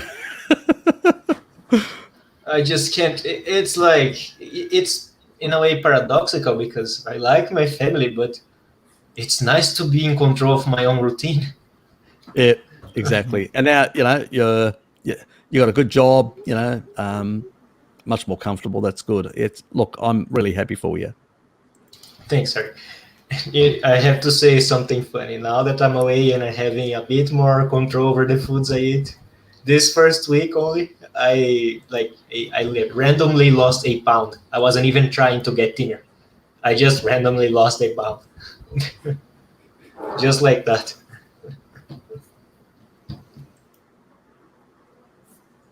Well, I just wanted to pop by the stream for an hour or so, Harry. I need to go eat. Yeah, you do. It's like Spinwise. He's late in the UK, off to bed. You are hopefully, a bit late, you know. Hopefully, see him. Is it a bit late? Him or her on the next one. Yeah, I'm slowly working down my last meal there, Luke. I was in a bad habit of eating right up to like midnight or so, and then go to bed at 1. Oof, like. So lately, I've been eating my last meal around like, I guess 10:30, and then I go to bed around midnight or so. If I haven't eaten my last meal, it's like something 7 p.m. or something. I'll just fast. What do you guys exactly? What do you guys eat so late? I don't do that usually, and that's the thing. If I haven't managed to start my dinner at least by 6 p.m., I won't eat it. Me too. It's just when I get hungry. Fair enough. Yep. So anyway, I'll catch you guys next week. Look, it works for you. That's the main thing. Yes. Anyway, stay well, Jared. See you, Jared. Take care, and thanks for popping in. Yep. Thanks for inviting me. Always a pleasure. Indeed. Anyway, likewise. See you, mate. See you. Back to us too. Yes. Have you tried to contact Saladino for a talk about this? No. Why would I waste my time? I did basically once on one of his probably streams or stuff like that. I put some comments up and he just completely ignored me.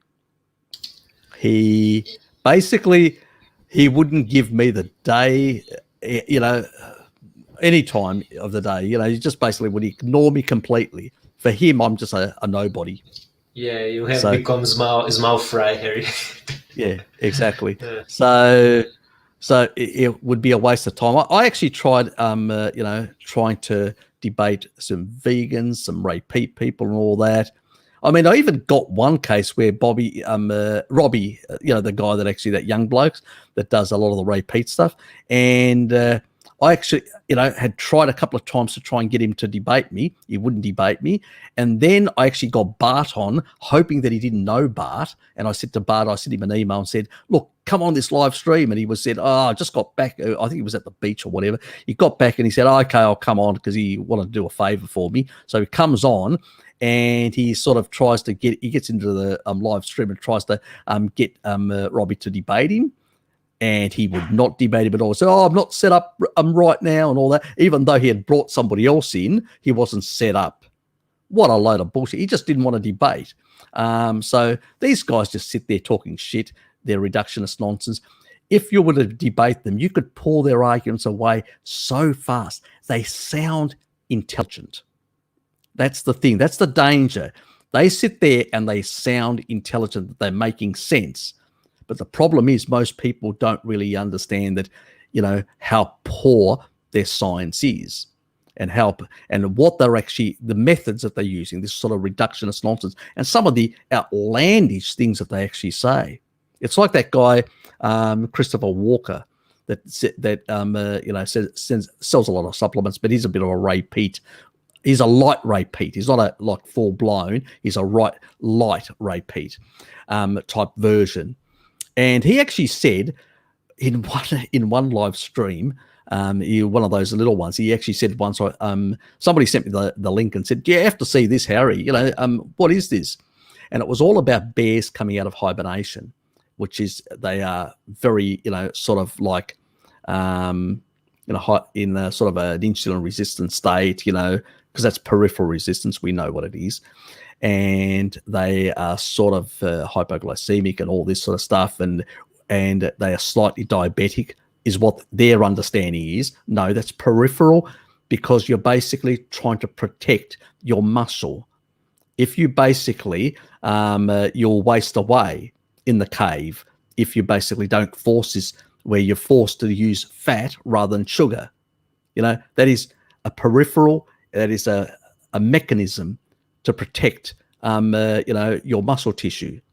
It's completely nonsense, the stuff that they talk about. And then he goes on and says, "Oh, they come out in this state, they're diabetic, and they go and eat fruit, and their diabetes goes away."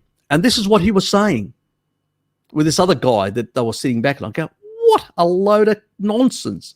I go, there is no fruit seasonally in nature in spring. There's zero. There's no tubers, let alone you'd have to cook them to deactivate all the anti-nutrients. So, there's no fruit around. What the hell are these people talking about? There's only some green leafy vegetables and and that wouldn't sustain a bear. And there's only basically salmon coming up the river. And if you take a look and see them when they come out of hibernation, they go to the riverbanks and on rocks and all that, and they sit there literally catching the salmon as they're coming up and eating them. That's what they do. They eat fish as they're coming up to spawn, And this guy was sitting there telling this other guy all that, and the comments underneath, "Yeah, oh yeah, you're right, Christopher. Yeah, I'm going, these are basically city slickers that have got no fucking idea about nature. They've got no idea what really happens, and what these species and what they basically think just because you can go to a supermarket and have fruit all year round and tubers all year round and refined sugar and all that all year round, that is basically what exists in nature. A complete disconnect. Exactly. And that is why it's very easy to manipulate people, because they're basically woke middle class, completely have no idea about the real world, and will sit there. Most of the times they spend on social media is watching some dog do some stupid thing and getting 10 million clicks, rather than actually coming here and learning something and improving their health so they don't need medication to keep themselves going a bit. Exactly. And it's like, I don't want to act like high and mighty and stuff. Like, there are some myths that are so pervasive that even well-meaning people will believe them.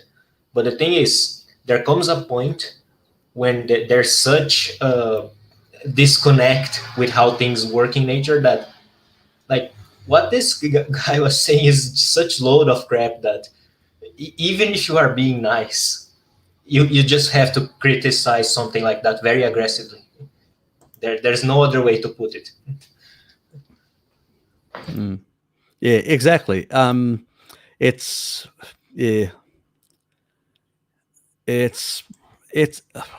hard. It's hard, and it's sometimes I get despondent and get annoyed that these people get so much bloody traction, and they just basically just talking crap continuously in that regard, and really harming people because of that nonsense. And then again, it helps them basically then say, "Oh, you've got this problem, take the supplement." It's funny. I was actually paying attention to this a few days back.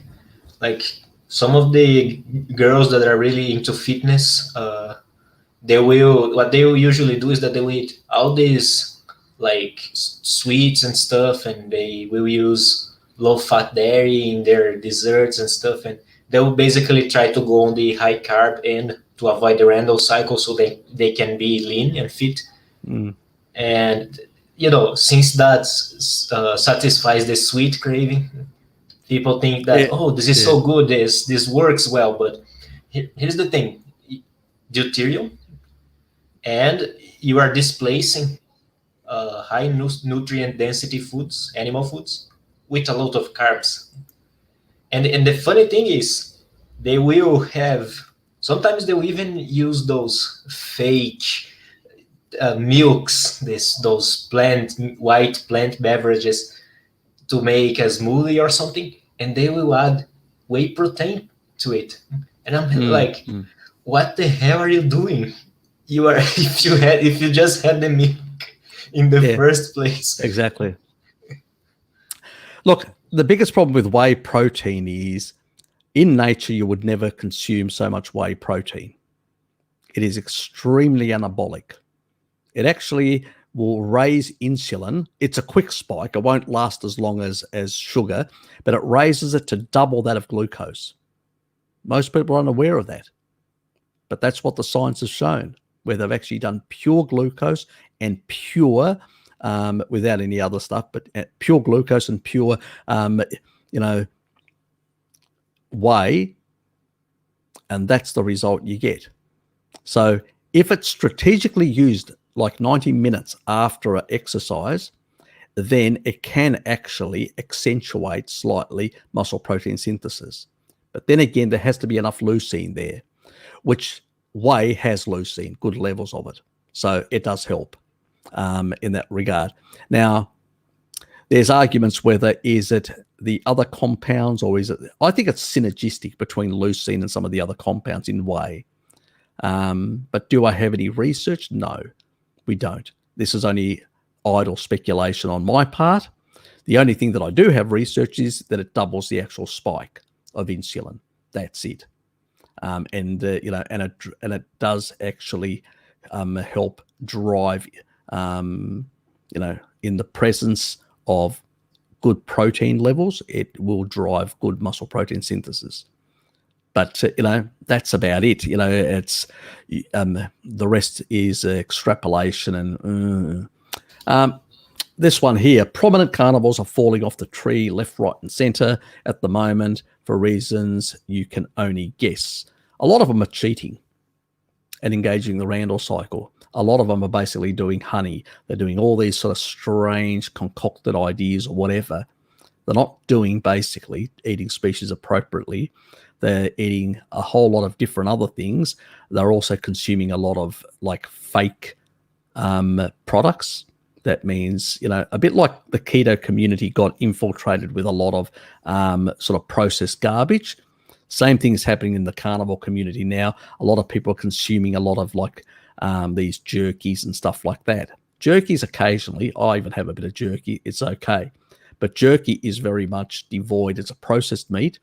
And because the way it's actually dealt with, you lose a lot of the micronutrients. So it's very poor in micronutrients. You're only getting macros.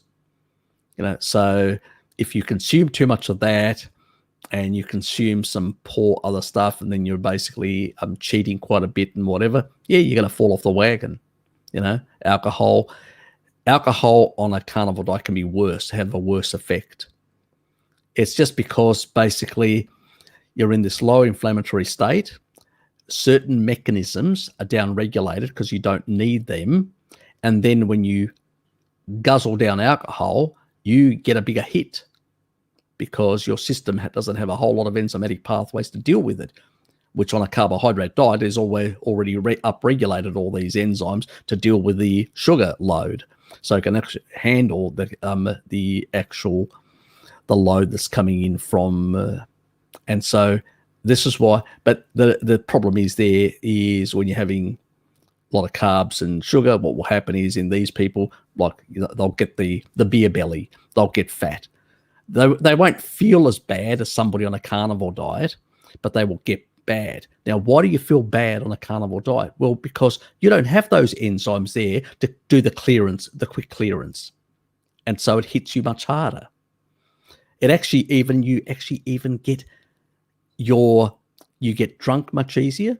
And the other thing is, your blood alcohol actually rises much quicker and stays up much quicker on a low carbohydrate keto diets or stuff like that. It's actually been proven. There's the actual science for it to show this, that low carbohydrate diets and all that. And that's why they usually say to people like that, when you're on such a diet, be very careful that you don't, when you're breath tested by the police, you don't shoot higher than the level. You should be consuming half the level of alcohol that you would traditionally do on a carbohydrate diet. And so there are a whole lot of reasons. And you've got to know what they're doing. And a lot of these people, they just don't want to give this stuff up. They don't want to give up the cheats. They don't want to give up the alcohol. They don't want to give up basically a lot of things which tend to basically, be more problematic when you're on a cleaner diet. It's like basically being on a clean diet and giving yourself poison, because that's how it affects. When you're already poisoned, you're sort of in that state where everything seems normal. A bit more won't really make a difference. It's a strange analogy, but you know what I'm trying to get to. And these people then blame the carnivore diet. No, they should blame all their other fucking indiscretions and lifestyle choices rather than the carnivore diet. So you can't stick to it. No, you're just lack of discipline, and you're completely ignorant what you're doing because you're eating species inappropriate things in there and inflaming yourself. So, and it's I think that's a point that you addressed, Harry, about like how if you are already poisoned, doing something that's bad for you, it doesn't cause that big of an impact. Exactly. And it's funny because people will say that, I was feeling bad on carnivore, but here's the thing: when you have a transgression and you have been eating clean for the most part, it will feel that much worse. Exactly. And then the person is going to be like, no, this is carnivore's fault, and it just doesn't add up. That is exactly what happens. And then people, it's like, also, I'll give you an example. Like, I can't remember. I think it was Christina. She's one of my subs, regular, turns up on the Eurasian one. And she actually had to stop. I think it was Christina. She had to stop like boron. She was taking slightly higher than I recommend, to 6 milligrams, not 3 milligrams. And as I said, you can get 3 milligrams with 2 avocados, 3 milligrams. You know what I mean? So it doesn't take much food. It wasn't that. The problem was she had an underlying deficiency in, like potentially magnesium, it may have been, or potassium or whatever. So sometimes people do chronic fasting, but they don't, that's why I need to do that fasting video to cover these points clearer. So how to do it so you don't end up with certain underlying deficiencies. And so when you take boron, what it does is it actually magnifies the effects. So if you didn't, so you will notice the effect of a deficiency much more, like cramping and stuff like that. And you go, oh, this isn't really work. No, it's not the boron. It's basically that it's actually pointed out a deficiency that you've got, an underlying one that you haven't addressed. And you can get this stuff enough from the diet, but sometimes people get into this sort of like chronic under eating and whatever, and as a consequence, they end up basically creating these little mild deficiencies, and they can get accentuated under those sort of circumstances. That's another thing we find. Sometimes it's you lose appetite. Where tribal people didn't have that, because we've grown up with a different mindset. You go off the carbohydrates, you lose that level of appetite that you once had, and you say, oh, this is great, I can avoid food for longer. And so your signaling still hasn't sort of worked itself out properly. And that's what actually happens. And you start making these really poor choice of chronic fasting or this or that, or chronically under eating, or all sorts of things. And what you end up doing is creating these mild deficiencies, and then the body doesn't work properly. And then you blame, the diet for it. No, I mean, if you take a look at when Inuit go out and actually slaughter a whale, they get really stuck into it and start having a feast and really overeating, all this sort of stuff, because they may not see some food for a while. So they will get stuck into it, Yeah. We have, I'm not saying to people chronically overeat or stuff like that, but don't chronically undereat as well. Eat based on your physical activity and what your body needs, so don't neglect your body's requirements for micronutrients. A lot of these people that they end up having problems and they say that, oh, I had to start incorporating some carbs so I could feel better, so my hair would stop falling or something like that. They just usually they don't realize that they had been stuck in a mindset of losing weight. So they were under-eating chronically, and that will cause problems. And actually, if you look, like, it's funny when people will say that, oh, I tried this in the context, not just carnivore, just diets overall. I tried losing weight, I tried eating less, but I couldn't sustain it. I felt bad. But that's the thing. If you just try to chronically undereat, that's stressful. It is. It's easier to, like, if you can manage to adapt yourself to fasting, 4 days of the week you eat normally without pressuring yourself. The other 3 days you fast. You will be able to sustain this. Most people. Well, exactly. That's the thing that most people don't understand, is that a lot of people are just sort of really, they've got a real strange relationship with food. They've probably always had. That's probably why they did veganism or did sad diets or did this or that or whatever. I think it really stems from that. Just because you become carnivore doesn't mean you resolve that, strange relationship with food. And I think that's where they get caught out. And then satiety changes and they go, I can sort of undereat, or I don't have to have as much. And they convince themselves that this is a good idea. And as a consequence, they start really feeling bad. And, because of that undereating, it's part of that sort of what actually happens. It's always basically hard. Anyway, let's get on. Is it wrong to poke fun at pro-vaxxers who get a shot and their health declines miserably? I don't know where you're getting your information. You're an animal. Their health does not decline from vaccinations. I actually think that vaccinations, when used appropriately and appropriately tested and been validated through good research, these ones haven't, which is the problem. They're still researching them while they're giving them to people. So when you basically have antibiotics have saved a lot of lives. Before antibiotics, a lot of people died from septicemia and all sorts of other infections.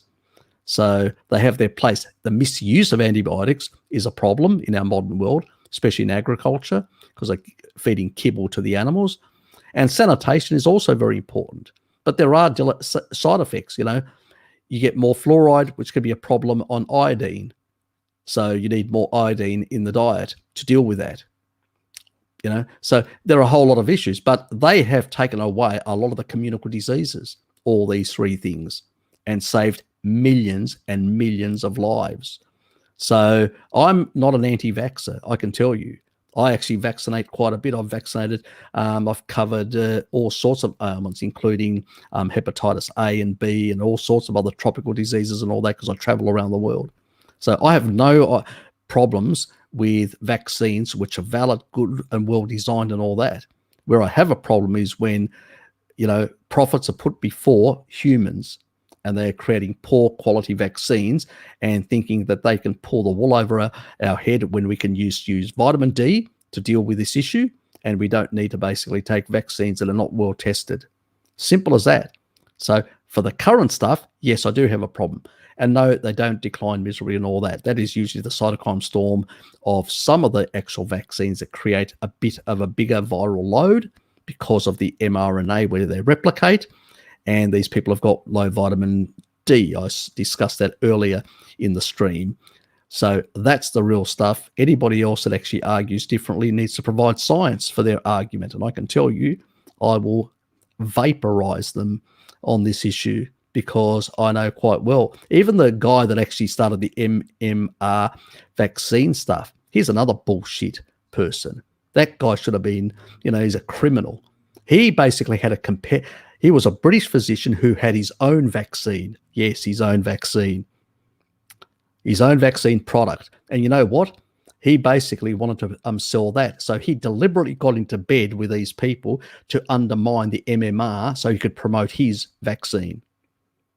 But he got caught out and was found to be, and charged for fraud and lost his license.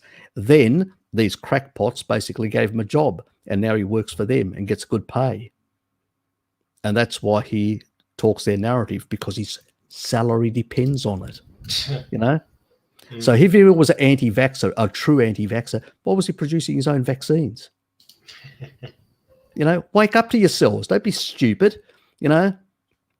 What most multinational corporations don't want to produce. There's no profit. I mean, if I give you a vaccine, I make a very small margin of profit, a few dollars.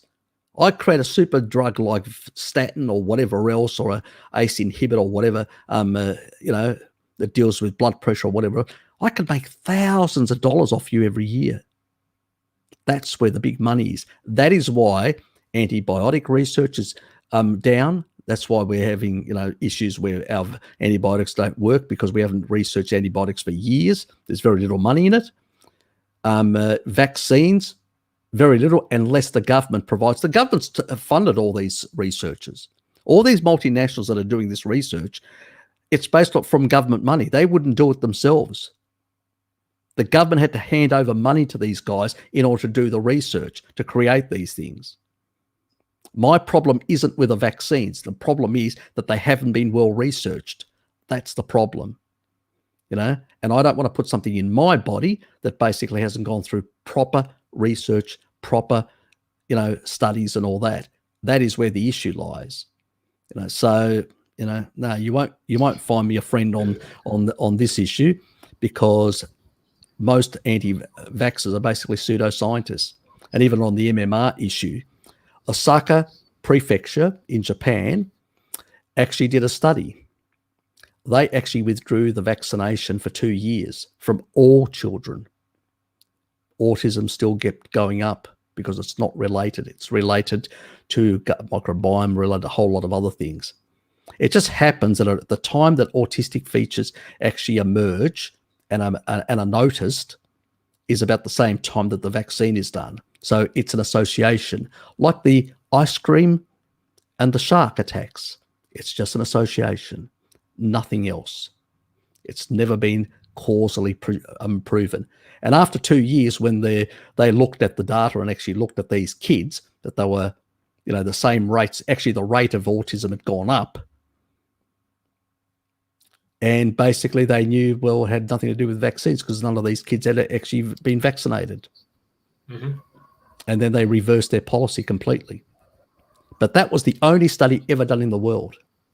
And that is clear dose dependent. You take something away, nothing happens, nothing changes. It's not related. Simple as that. That is like pure gold in science. If you can't accept that, then you're a crackpot. Precisely.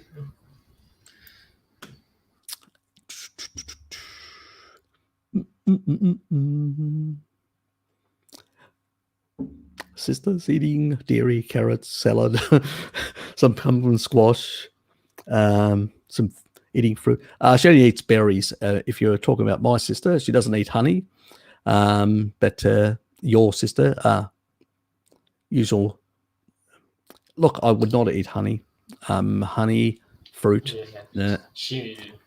Rice, nah, not required. Some of the tubers are not too bad.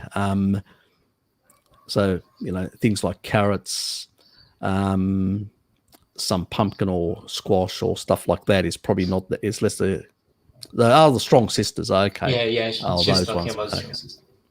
Okay. Yeah. Well, they're just eating a mixed diet, mixed macro diet. It's basically, if they eat too much, they'll end up engaging with the Randall cycle.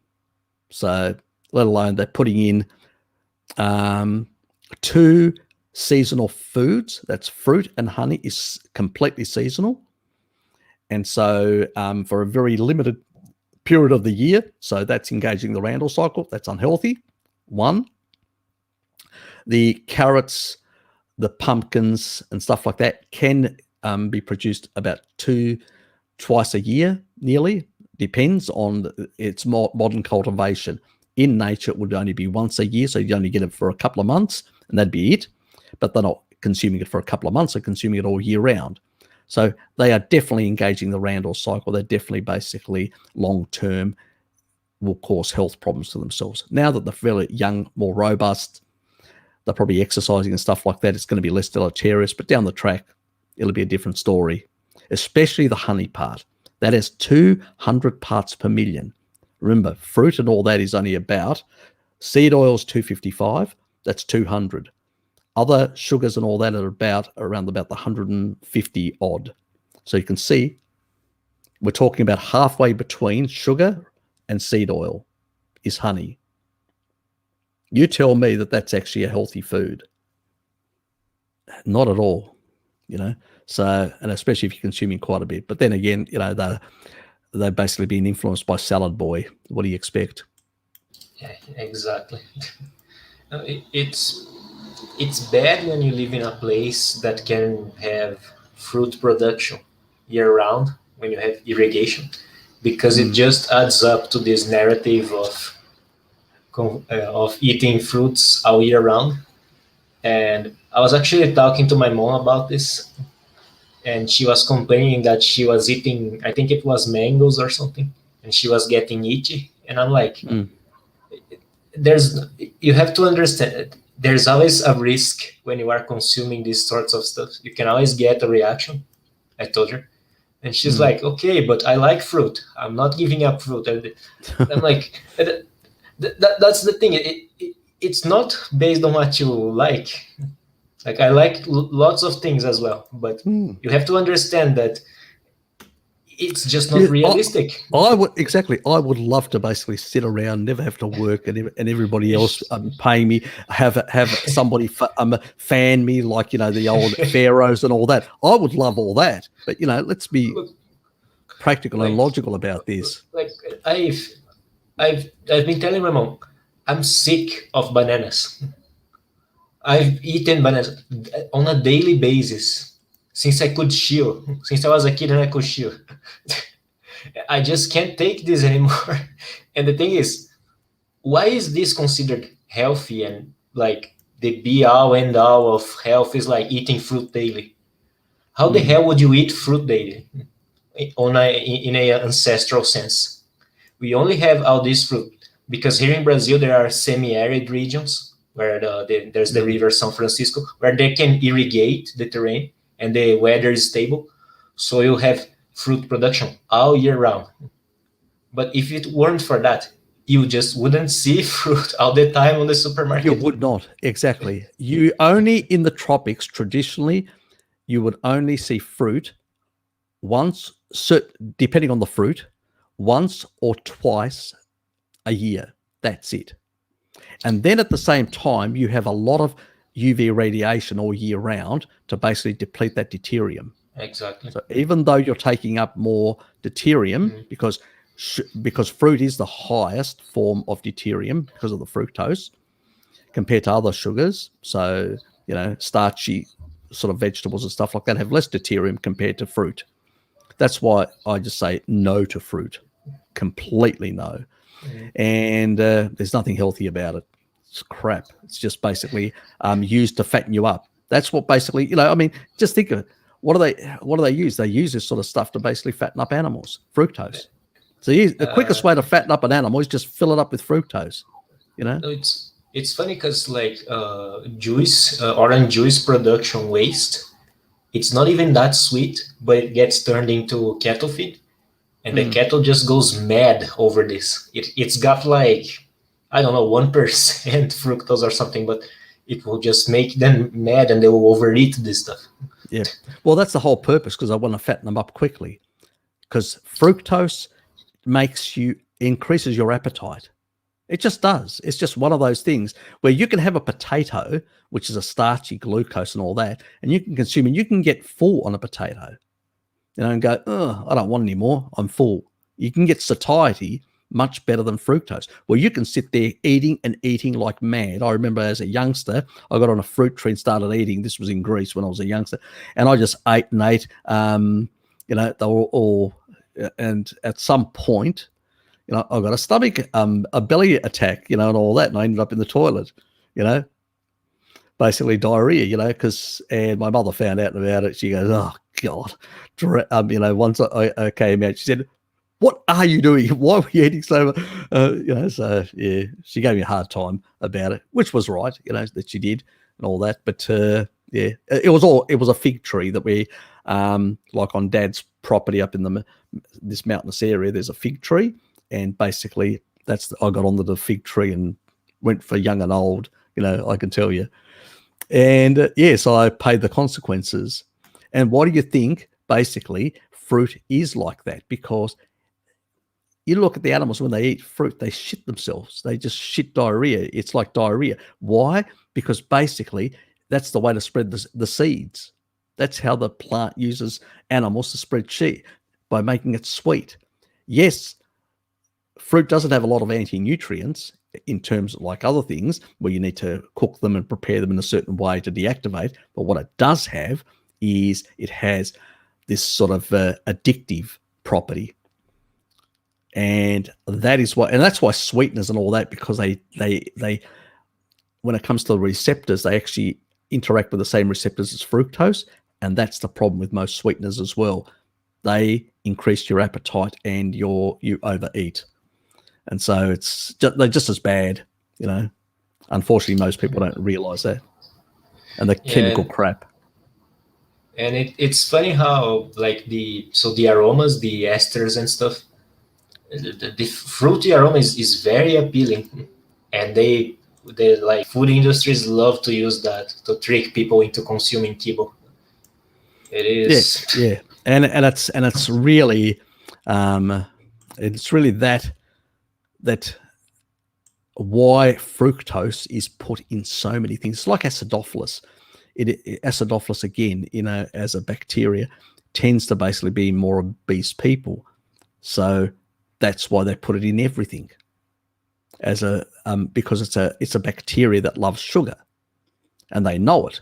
So they put it in everything to increase your appetite. You increase your wanting of sugar. So you got a little beast down there that's grown into your gut and goes, I want more sugar, and is like a petulant little child, forcing you to, and most people don't have a lot of self-control because they're on these high carbohydrate foods, and, so yeah, and that's the sort of result. Thanks, Shaw. Thanks. I actually remembered something. I have a question for you. So a while back, I don't remember exactly where I've heard this, but a while back I've seen some people criticizing the addition of the synthetic vitamins like vitamin A or something like that to reinforce products like flour, pasteurized milk or something. And I don't really remember where I saw this. I don't know if it was on the Weston A. Price Foundation website or something, but they mentioned that this type of additives, synthetic vitamins, they can actually mess with your appetite. So, for example, whereas store-bought bread, isn't the best thing, but if it doesn't have these fortified nutrients to it, you eat less. Whereas when it has it, sort of helps deregulate your appetite even more, so you'll keep eating more and more. And I don't know the veracity of this, but that's what they were claiming at the time. Yeah, look, a lot of people, I don't know why certain people make certain arguments or whatever. Most people just make either because they've heard it from somebody else, from an authority, or it's just been out there. It's just one of those general myths that urban legends or things that most people, and they just repeat it. Most people are just too lazy to basically research anything or to basically question anything. and that's half the problem. That when I come across, I usually go to people, when they argue a point, I go, well, okay. The first thing that I argue is I actually try and see how much they understand. And at that point, I realized, it's like the global warming thing, when people, environmentalists, young people, they come to me and they'll say, well, they'll try and make a point, and I go, have you seen, the first thing that I ask them is, have you seen the data? Do you know what the data source is for the models? And they go, you can see them. It's sort of like panic. What do I say? Because they haven't. They have no idea. They're just repeating shit. And I go, well, you've already lost the argument.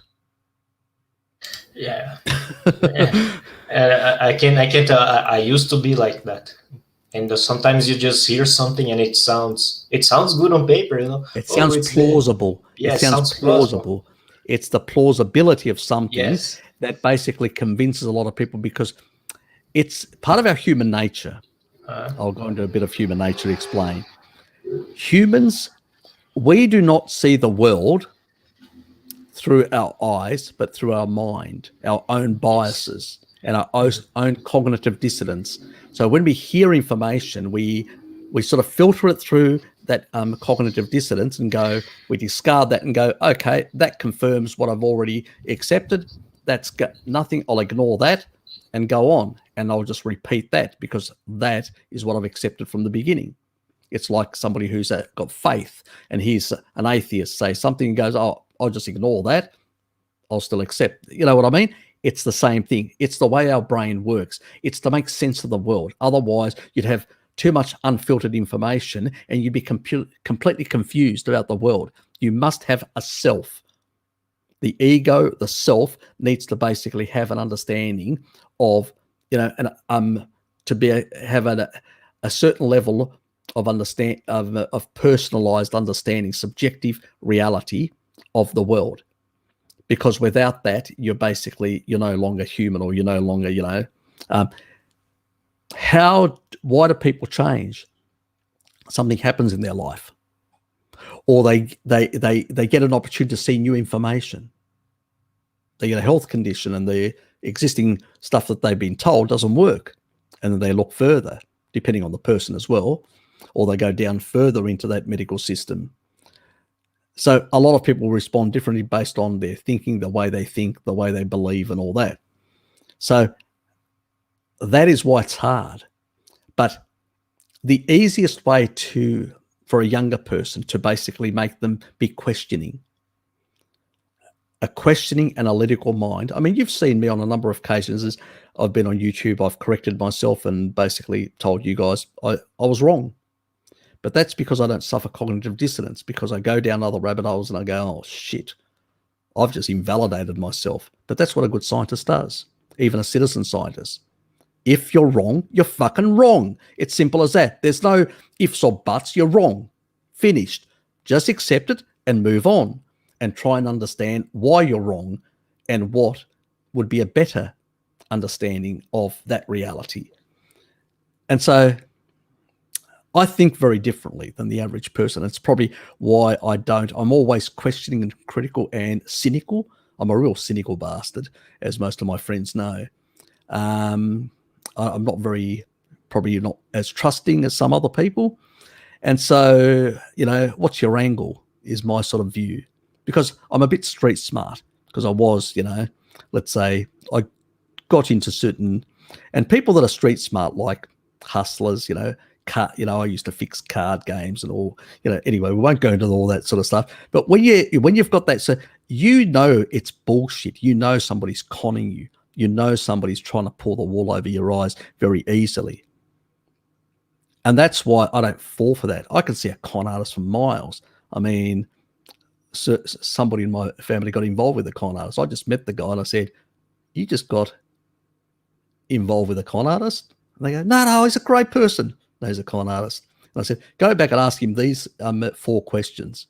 They went back the same day, because it was the next day, because it was in the evening we were having this conversation. The next day, they went and asked those questions. that afternoon, the guy had left. Okay?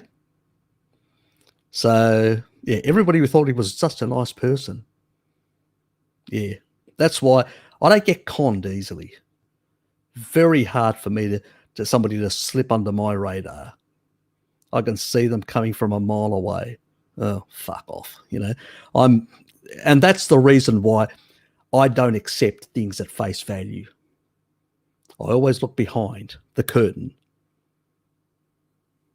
And that's the reason why I don't fall. A lot of these guys, they are very susceptible. They look at a study, they go, oh, that's convincing, and they can go down another rabbit hole. They can hear a reductionist piece of nonsense, and they can go, oh, that sounds, then my theory here must be wrong, And so they are very easily sucked into another, sort of paradigm. Where for me, I will hear that and say, okay, let's check this out from every single angle.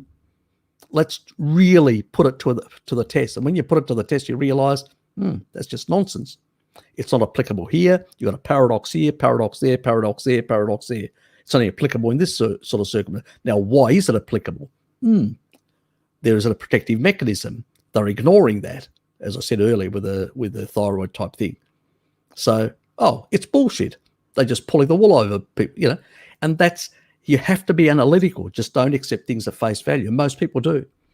And that's the reason why you come to me, because you know that I will basically rip anybody an arsehole and I'll rip it to pieces because I can see the bullshit for miles. I don't fall for it. Precisely. And that's why, I am the person, I'm like that really nasty uncle that will slap you in the face and say, you're a fucking idiot. And you've seen me, even with you and anyone else, I can be quite brutal. If I've got a position, I've researched it well and I know, you're not going to basically tell me just because you believe that, I don't give a shit. You're wrong. And if you basically hold that position, you show me the evidence or fucking shut up because you don't have any real credible argument. And that's the way I am. I know I ruffle people's feathers. I'm that sort of person, and I can be annoying, but I don't tolerate fools. I'm that sort of person. I'm very kind to people. A person that has difficulty or needs help and all that, I'm very kind with my time, and I will help them. I'll go out of my way to help them, but I will not tolerate idiots and fools or people trying to con me with bullshit.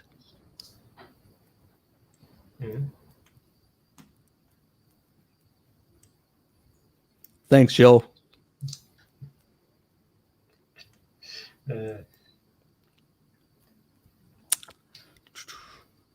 a circle, keto carnivore is just not a one-size-fits-all solution. I have persons in the inner circle having digestive problems on keto, turn out all three. My PL's stomach acid reduces, no good. Yeah, look, exactly. If you've got stomach, look, you need more. You need acidifiers in the beginning. You need salt. Salt really helps because the chloride actually helps the protein pumps in there. And it can take some time. So it can take up to 6 months. People think, I've just changed to a carnivore diet. I can, I'm going to get great blood, gut acidity, when a lot of that has been down-regulated for ages and not working properly. It's going to take certain months to basically where you need a lot of salt with your meat, salt it heavily, and try and get that whole mechanism working.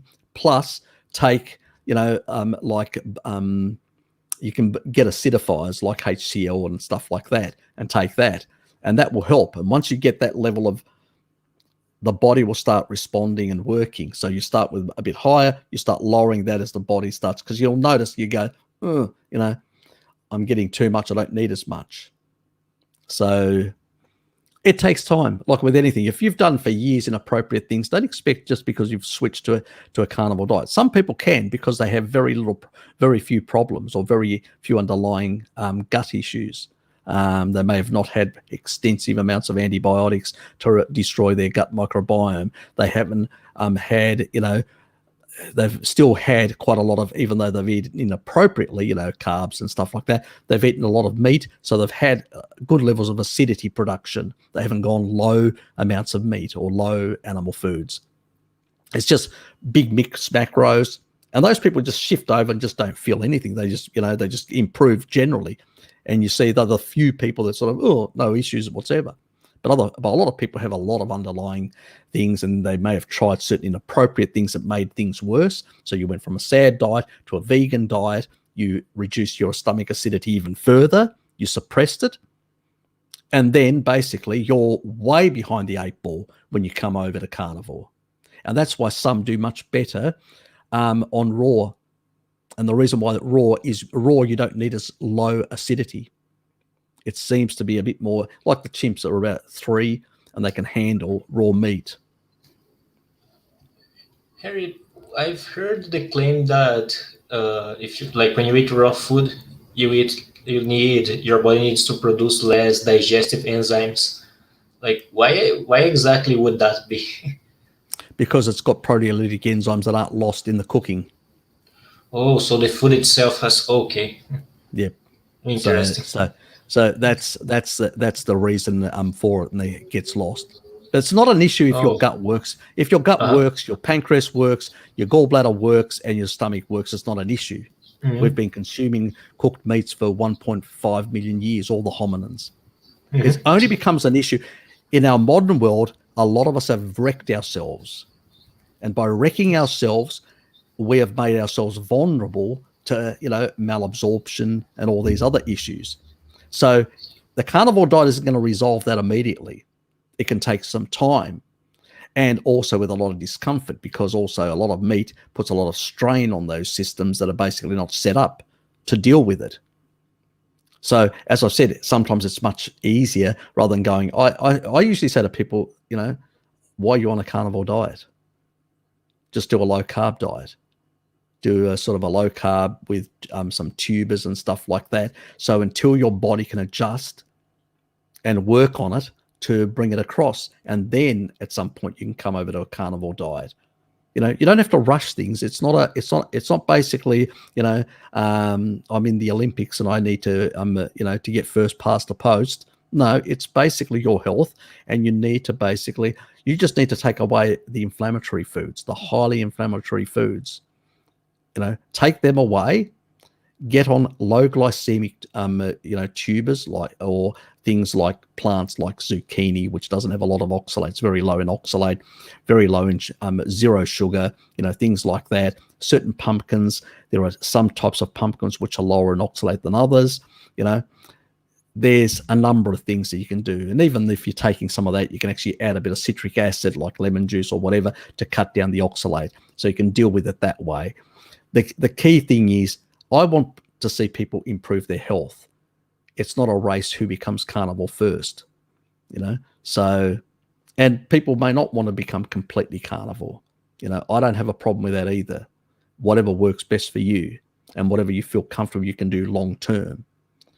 The key thing is you should maximize the amount of nutrition that comes from animal products. Why? Because that's where the nutrient density, bioavailability, and the utilization. That means that how these sources of nutrition are utilized by the body are better utilized from animal sources. That's what the research shows. And that's why we say a species appropriate diet is one which is much heavier, concentrated on animal foods and less on plants. But do you have to be 100%? No, you can be 85%, 90%, 95%. And sometimes it's better to do that lower level for a period of time until you can adjust. You can fix your stomach, you can fix your gut, you can fix all these sort of things, and then transition without as many problems. It's like, for instance, a lot of people will have like diarrhea, like carnivore diarrhea and all that sort of stuff. Again, the enzymes, because they haven't consumed. Happens particularly to vegans and vegetarians and people like that have had very low consumption of animal products, and so they don't have the enzymatic pathways and all that. Plus, they have some underlying gut microbiome imbalance, so they can't process things properly. And there is basically, that 3-month B vitamin complex and the vitamin D to, and basically, because if you lower the vitamin D, you lower the protectiveness of these bacteria, these beneficial bacteria as well. So it's not only the B vitamins. Yes, they do produce B vitamins and they do exchange B vitamins, but you need the vitamin D to protect them. Okay, so it's important because you're regulating the immune system in the gut, where largely it is. And that's where the relationship, I'm giving more away about that future video. But anyway, you know what I mean? And so you need to basically, sun, as I usually say, sun, meat, and salt, and a bit of water, But it's not complicated. But people have complicated issues that have underlying that need to be corrected first before you can transition to that sort of state of affairs. It's just, what do you do? Harry, you mentioned. Sorry for interrupting you. I just wanted to say good day to Nick. You mentioned the sun. This actually reminded me. I was talking to a friend like a couple days back, and I was telling him about like trying to explain like photobiomodulation to him, and then he realized something else. He was like, for several years now, I've noticed I have a problem where I am tired. I feel tired, but I don't feel like sleeping. And I told him, that's blue light. You are exposing yourself to too much blue light. Exactly. And then he just started, keeping the lights off as much as he could, and just using yellow filters on his devices and stuff. His sleep is like pretty much 90% fixed. It's amazing how light can influence you. Now you know why I've taken all the light bulbs out, why I've basically reduced the EMFs in the evening in particular, and the screens and all that. I've got, I don't use a regular TV anymore. It's in the other room, which can be used at daytime, but it's in my spare room. But I use a projector now in the evenings. So I project it on the wall. I actually view my TV via a projector and movies or whatever else. So, and the reason I've done that, again, to reduce blue light exposure. So lowering the blue light has actually improved my sleep quality as well. I used to sometimes get up in the evening at night. I wouldn't sleep right through. Now I can sleep right through. So by taking all that sort of stuff out and all that, and it's the same thing. It's not EMF in the daytime. The blue spectrum isn't as big an issue because we get enough from the sun or whatever. The problem is, and this is where the aerials, like 4G, for instance, transmits, wide on a wide sort of thing. But when you actually start putting aerials all over the place, shitloads of aerials all over everywhere, what you're going to do is you're going to be bathing the entire human race at night with shitloads of photons that are coming from those sources that are blue light in frequency. And those photon exposures that we're going to have are going to basically undermine our melatonin production. And they're going to screw our sleep cycles and our health. That's what we're going to get. That's where the real issue is. That's why I did that video with Bart showing the heat shock proteins, which is basically inflammation. There's no inflammation. You don't get any heating. You don't get any. There is absolutely nothing. The problem is not with these. It's even your wiring in your home. All that creates blue light frequencies at night. You got to understand, everything that is electromagnetic is generating blue light frequencies. When we've got the sun behind us at night and we've got the magnetosphere shielding us, we're only getting through these near infrared type frequencies. They are healing. And I actually say to people, maybe sleep in a room with a red light on at night. That would help even more.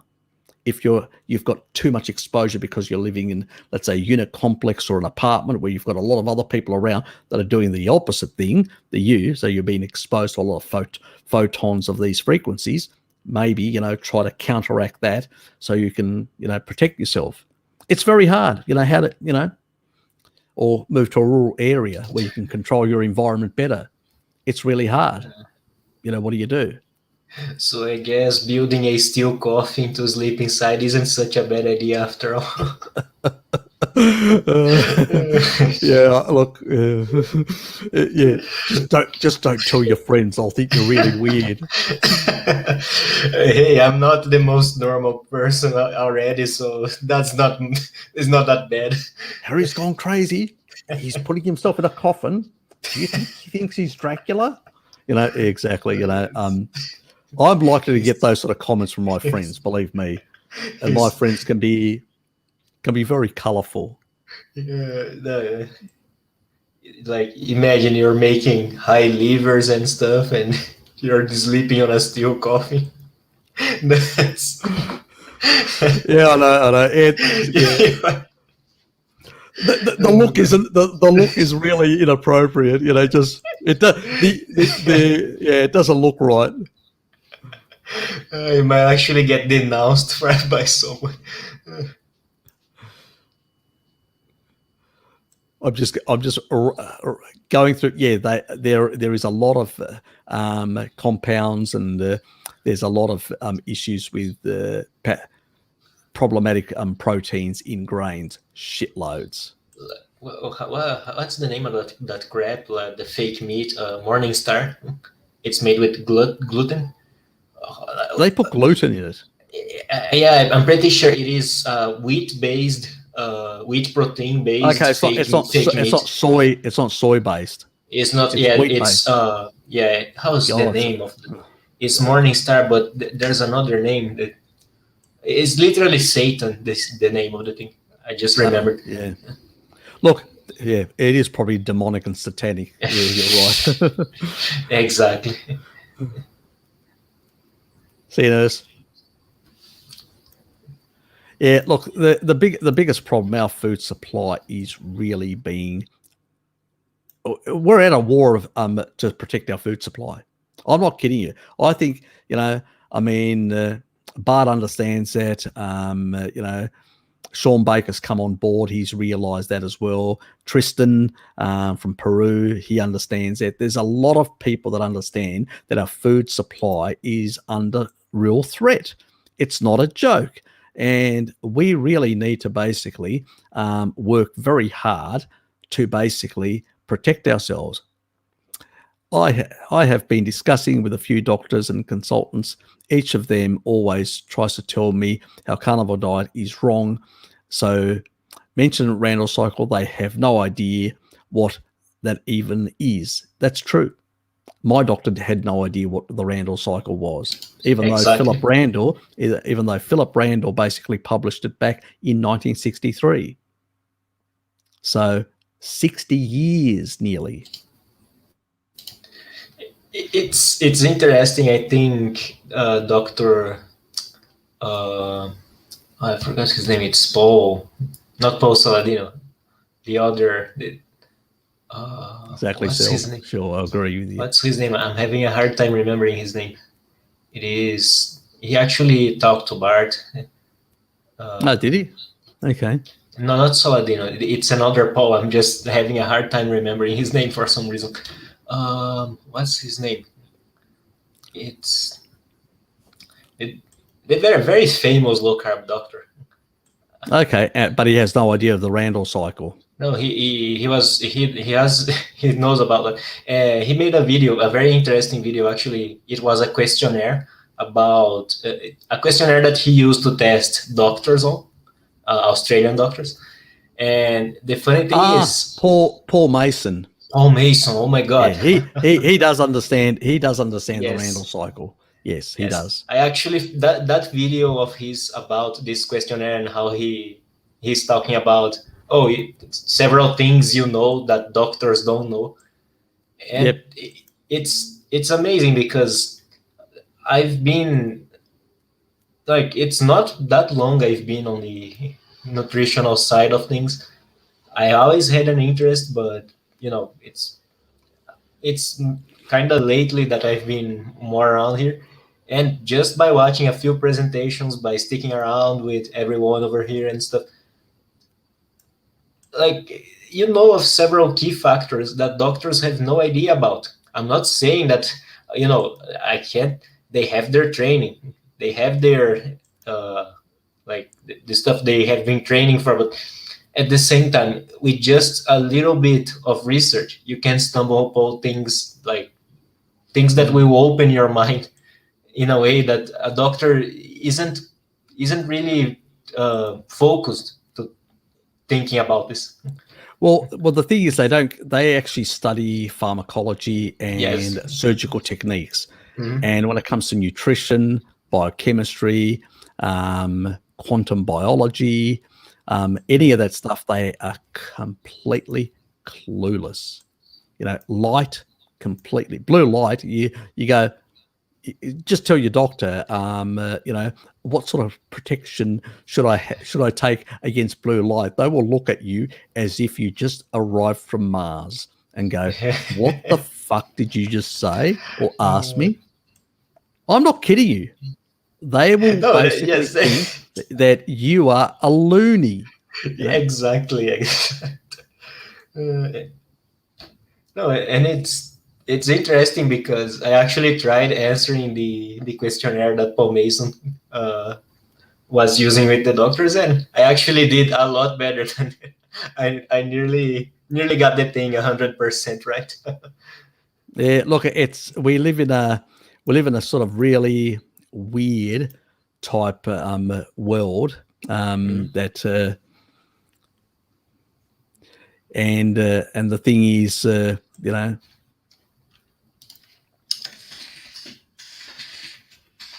yes. These current vaccines, I wouldn't take any for the corona thing. I'm going to do a thing because there's going to be people that are basically going to be forced to take something to keep their employment or whatever. So I'm going to do things, and I'm going to actually rank how from the least to the worst type thing. So you know what to avoid and what to take if you need to cover your employment that you're going to put yourself. And the key thing is, as long as your vitamin D status is up, you're not going to get any real effect on nearly any of them to some extent. So, but there are slight susceptibilities for small outliers in that U curve with some. So we'll just go to the ones that are the most safest and leave it at that. So I will do something like that because it's required because nobody else has done it, just to basically cover that properly. It's not an endorsement of the vaccines. It's basically what is the best option, because I am not, as I said, I'm not against vaccines as long as they're well clinically tested and everything's been done properly. These haven't, and that's the thing. And that's my disagreement. It's nothing to do. I'm not an anti-vaxxer, guys. Quite clear. But I'm not going to put something that basically these companies are not willing to put, and governments aren't prepared to. Basically, they are pushing them to get it out because they want the issue to go away. As politicians, typical politicians, they don't care about human health or your health or anyone else's. They just want the problem to go away. Simple as that. Because it's a political cost for them. Mm-hmm. That's all it is. So that's why I have very little respect for politicians, because the way they think, they prioritize their own interests rather than the community's interests. And so, yes, and that's the problem. So, but at the end of the day, people still need to live in a society and they need to get employment and work somewhere and stuff like that. And if you need to hold a job because you've got a family to support and you don't want to end up on the street, you may be required to do something that you normally wouldn't do. So you need that information. And that's the sort of information I want to provide people. So at least you've got options. What you do with that information is your business. I don't tell you how to run your life. I just tell you what the research says, the best research, and what my personal opinion is on some of that stuff. Beyond that, your life, what you do with it, is yours to do.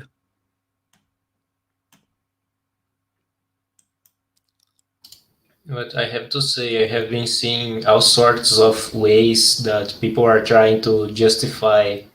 Oh, it's a relatively new vaccine, but it's not like the other ones. This time we have a lot of different types of research that makes the process faster. And I'm like, it doesn't matter. Like, if you have 9 women, you can't have a child in 1 month. It doesn't matter all the resources you have piled up. Certain things cannot be accelerated. So even if we have other means of establishing safety or something, there are certain things that you just can't make go any faster. So it is unsafe the way things are being done. Look, precisely. I just don't like the way governments and these experts are just ignoring proper research and science and trials and stuff like that, and are basically just saying, we want the problem to go away, and we're just going to push when there's an alternative, vitamin D. I've got no problem with them doing the proper research this whole year and then next year saying, we've done the research, these vaccines are completely safe, these ones are problems, we'll withdraw all these ones, and these ones will be the only ones that we'll use for that thing, because it potentially may stay in the human environment because it mutates slightly, not as bad as the but it may stay around and still you may be susceptible to it the next year or the following year or whatever. So fine, but until then, get people on vitamin D. It's cheap, easy. Where's the problem? And if you want to support these, the investment, you can basically say, well, we'll add a bit of money. We'll give money to the actual companies, because nobody does anything for free, to basically do the additional research, to basically confirm, or the government does it themselves. They say, provide us the stuff. We will send it to such and such universities to do additional research for us to validate these things. It's not difficult. It's not rocket science. But the problem is they are in their fucking mindset. So yeah.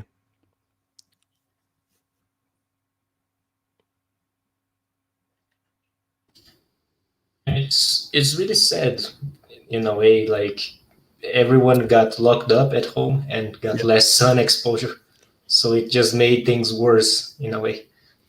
Yeah, I'll just say this thing about Nick, about hemochromatosis. Yes, I know I really know it quite well, and actually the thing that actually can block, because people can give blood, or they can basically take some additional, like turmeric. I do not recommend people take turmeric because it'll give them an iron deficiency. But if you're a hemochromatosis person, you can take a bit if for genetic reasons you can't regulate it. But the majority of carnivores do find that basically the body finds its own homeostasis. I actually think that that people that have hemochromatosis, when they go on a species appropriate diet, I think epigenetically, I can't prove it because there's no research, epigenetically, what happens is the body says we've got shitloads and down regulates that gene. That's what I think happens. And that's what's supposed to happen. Your body responds to the food environment and the environment it finds it in, and it will upregulate or downregulate certain types of genes. And I think that when you're on a species appropriate diet, your genes are instructed to respond appropriately. And I think that's where if you're taking iron, not from heme iron, but iron from plants and stuff like that, our bodies are not designed to use plant. They're designed to use, and this is where I think the problem lies, that people with hemochromatosis are on a kibble diet, they're getting too much non-heme iron, and the body doesn't know how to regulate it with the genetics you have. It's a bit like the people that have got the ApoE44 gene. This is a hypothesis of mine. It's not basically gospel. It's a hypothesis that I believe that basically, like the ApoE situation, in a very similar way, when you are on a species appropriate diet and it's heme iron only. Enzymatically, your body basically downregulates. There are proteins at the actual your ileum, through your small intestine, and they actually will basically pick up these different ions, and they'll take the ion, different metal ions. Okay, so they will take what the body requires. There's transcription. So the DNA, if it's silenced, it will transcript less to basically absorb this. And so it sort of normalizes because it knows it can recognize heme iron. But when you're taking non-heme iron, it will get through because it doesn't go through similar pathways. And as a consequence of that, you can get overload. I think it's a problem of carbohydrates, of getting from plants non-heme iron, and that's where this gets deranged and dysregulated. When you're eating a species appropriate, the right genes are activated or turned on or turned off, and you don't get this problem. And I've seen this with a number of other people that I've actually told who've come to me about hemochromatosis earlier. This is a number of years back. When I first started, somebody had actually asked me, and I said, look, just get rid of all plants whatsoever, and it will normalize eventually. And I gave them a bit of a hack, and I said, look, take a bit of turmeric initially and then withdraw it. And that's what they did, and they got back to normal. And they started seeing these sort of stable type of ferritin sort of levels. So the storage was more stable. It wasn't, going up dramatically. And again, because they got rid of the plant stuff. And I suspect if you were to do an experiment and put plants back in, you would see that change and go up. And you would say, I've just proven it to myself. But why would you do that? Because it'll take you a couple of months to adjust again to turn those genes off. So, so stick to what you're doing. Let others do experiments like myself. I'm one that likes to punish myself. So yes, so that is my personal opinion. That is epigenetically, changes happen on a carnivore diet that actually normalize your absorption of heme iron, and you're not getting any other ions that the plant-based iron that is actually causing this dysregulation of or the amount that's coming through. Anyway, so hope that helped. Stick to your good diet.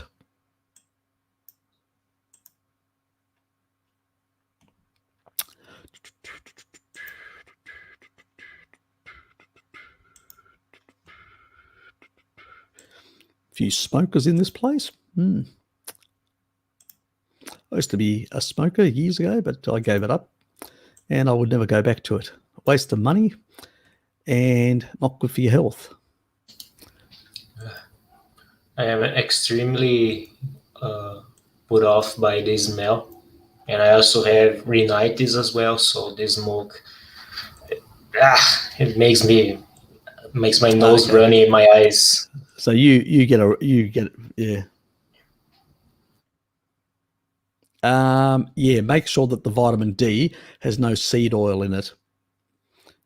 So we don't want seed oils, extra virgin or MCT oils, stuff like that, or no oils whatsoever. And then you have to take actually a fat of your own to basically, because of fat soluble vitamin to absorb it. So yeah. But then you're getting all that chalky type stuff, some of the vitamin, which are just vitamin D, which are like in a chalky tablet. They make them in all sorts of ways. I usually recommend people a very high quality type. I find them on iHerb. There's a couple there that are MCT based or palm oil based or basically extra virgin olive oil. So as long as it's one of those sort of things, you're fairly safe. But the saturates are much better if you can get the saturate, but they are a bit more expensive, just letting you know. And you should be out in the sun. If it's summer, out in the sun. You're probably in the northern hemisphere, Nick, I suspect. So obviously, you're in an environment which is a risky environment, and so supplement.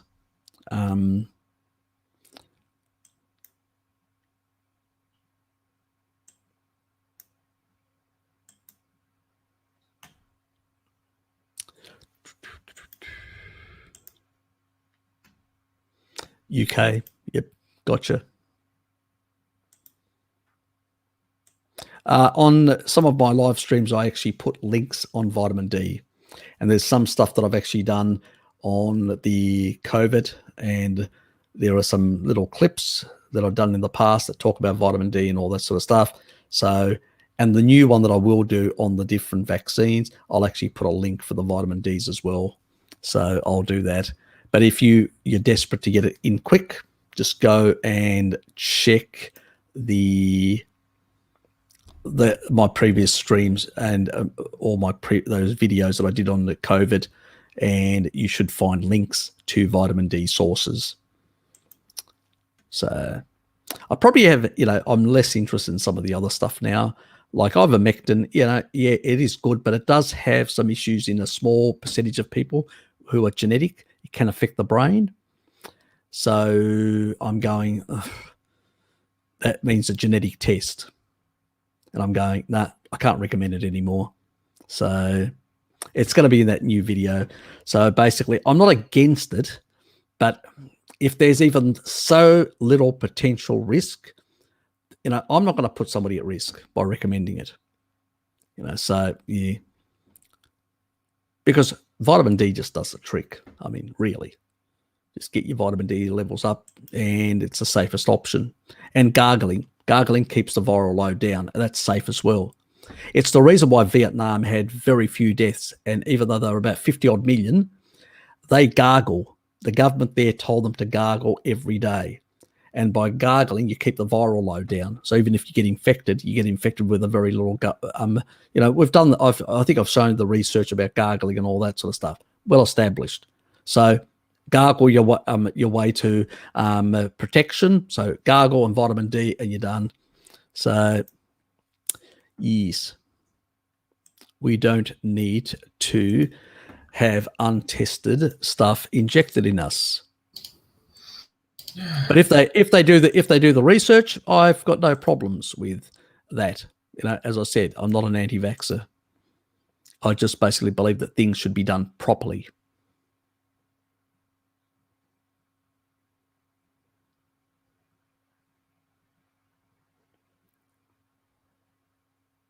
Look, that's fair enough. I mean, look, I was a public speaker, and I've been president of the Greek community. I've been in student politics.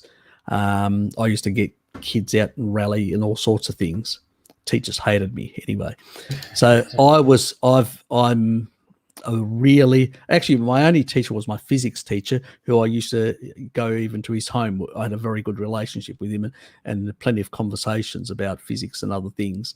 So I was one of his better students in his class. But the thing is, and he was quite a progressive man, for his time back then, very modern thinking. He wasn't basically, this sort of old traditional, some of the attitudes that some teachers had in those days anyway. Now it's gone too far the other way, which is a problem. So, yes. But, look, yeah, so, yeah. You don't have to. You can always just shoot them a link, shoot them to me. I will basically out-talk them under the table.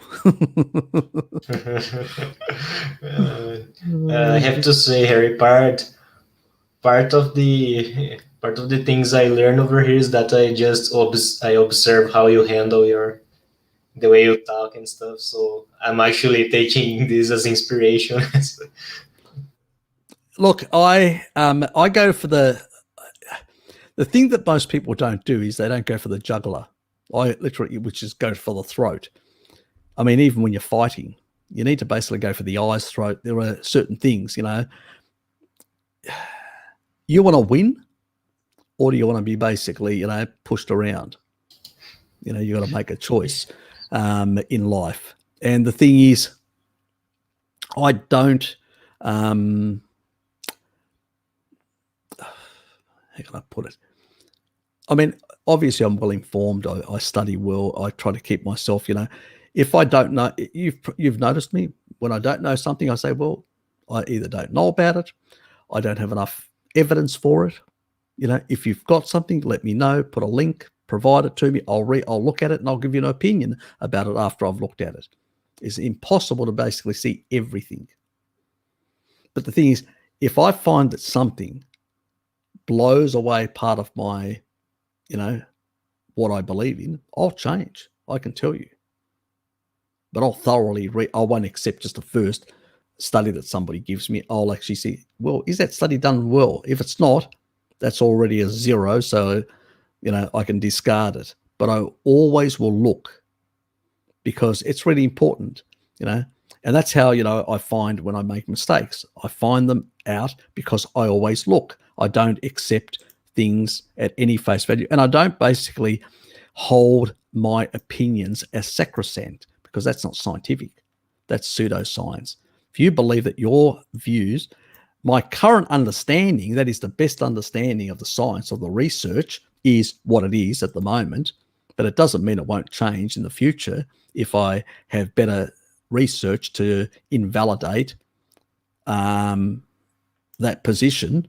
That could happen. I could come across with things.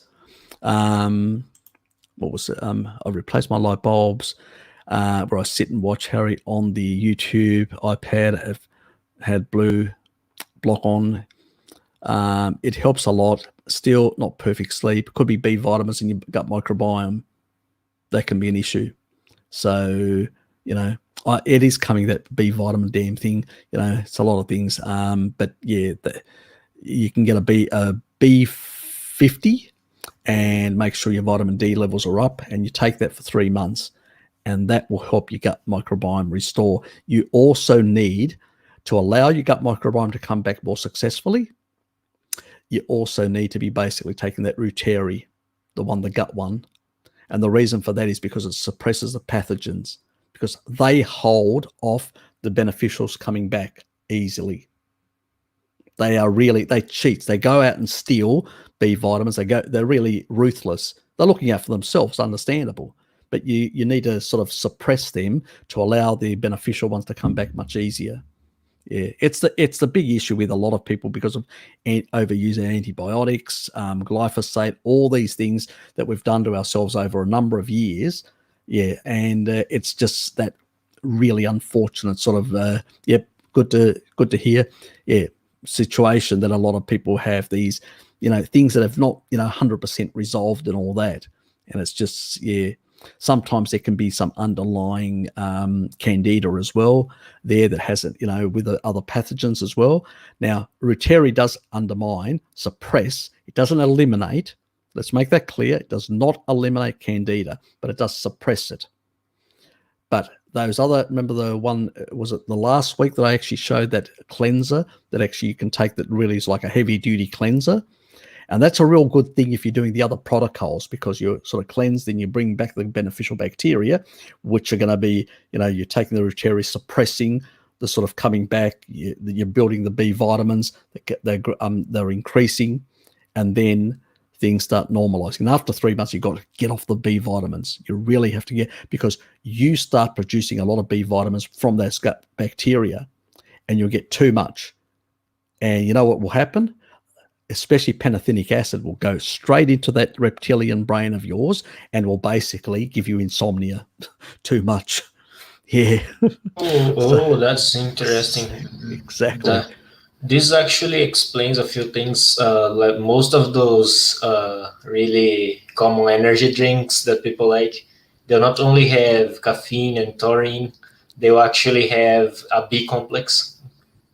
And over time, people get really messed up if they have a regular consumption of this, and it probably has to do with the B vitamins as well. Yeah, the B5 in particular, pantothenic acid, too much. Yeah, there you go. Another mystery solved. Yes. Oh, look. The corporations out there just put all sorts of crap in there, both good and all, but they don't really care about our health. They go, this is a marketing ploy. People are concerned about B vitamins because they don't want to eat green leafy vegetables, but we can actually put it in their drink, and they can say, it's like having green leafy vegetables. And that's how they sell it. It's a marketing ploy. but they don't care if it bioaccumulates too much in your body. Yeah, I know it's and the thing is, crazy world we live in. It's crazy. And someone in a standard diet, they'll have an energy drink that has all these B vitamins and a taurine. You will feel temporarily like you are that much better, but that's not a good thing, because over time you will abuse this. Yep. So yeah, it does make a big sort of difference. Yes. Bill Gates wants to feed you kibble, Fapnado. You should know that. Yes, I couldn't remember Paul Mason's name. Yes, exactly. Oops, hit the wrong. Good. Oh, yeah. So, yeah. Harryland. God. I feel privileged. Oh, thank you, Kate.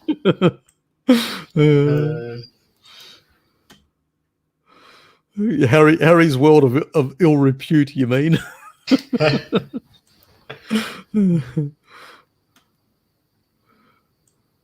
No, we don't do research here. We do comedy.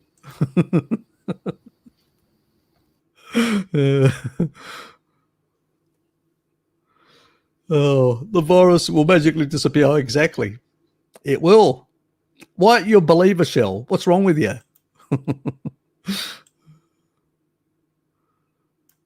Yes, LEDs. Yes, the wonderful things of modern LEDs. Yes, unfortunately, nothing like screens. Yes, it goes yellowish. That's good. Yes.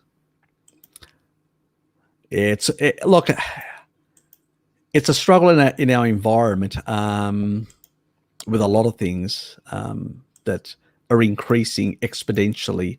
Our bodies we don't evolve as fast as some of the technologies that are basically mushrooming around us.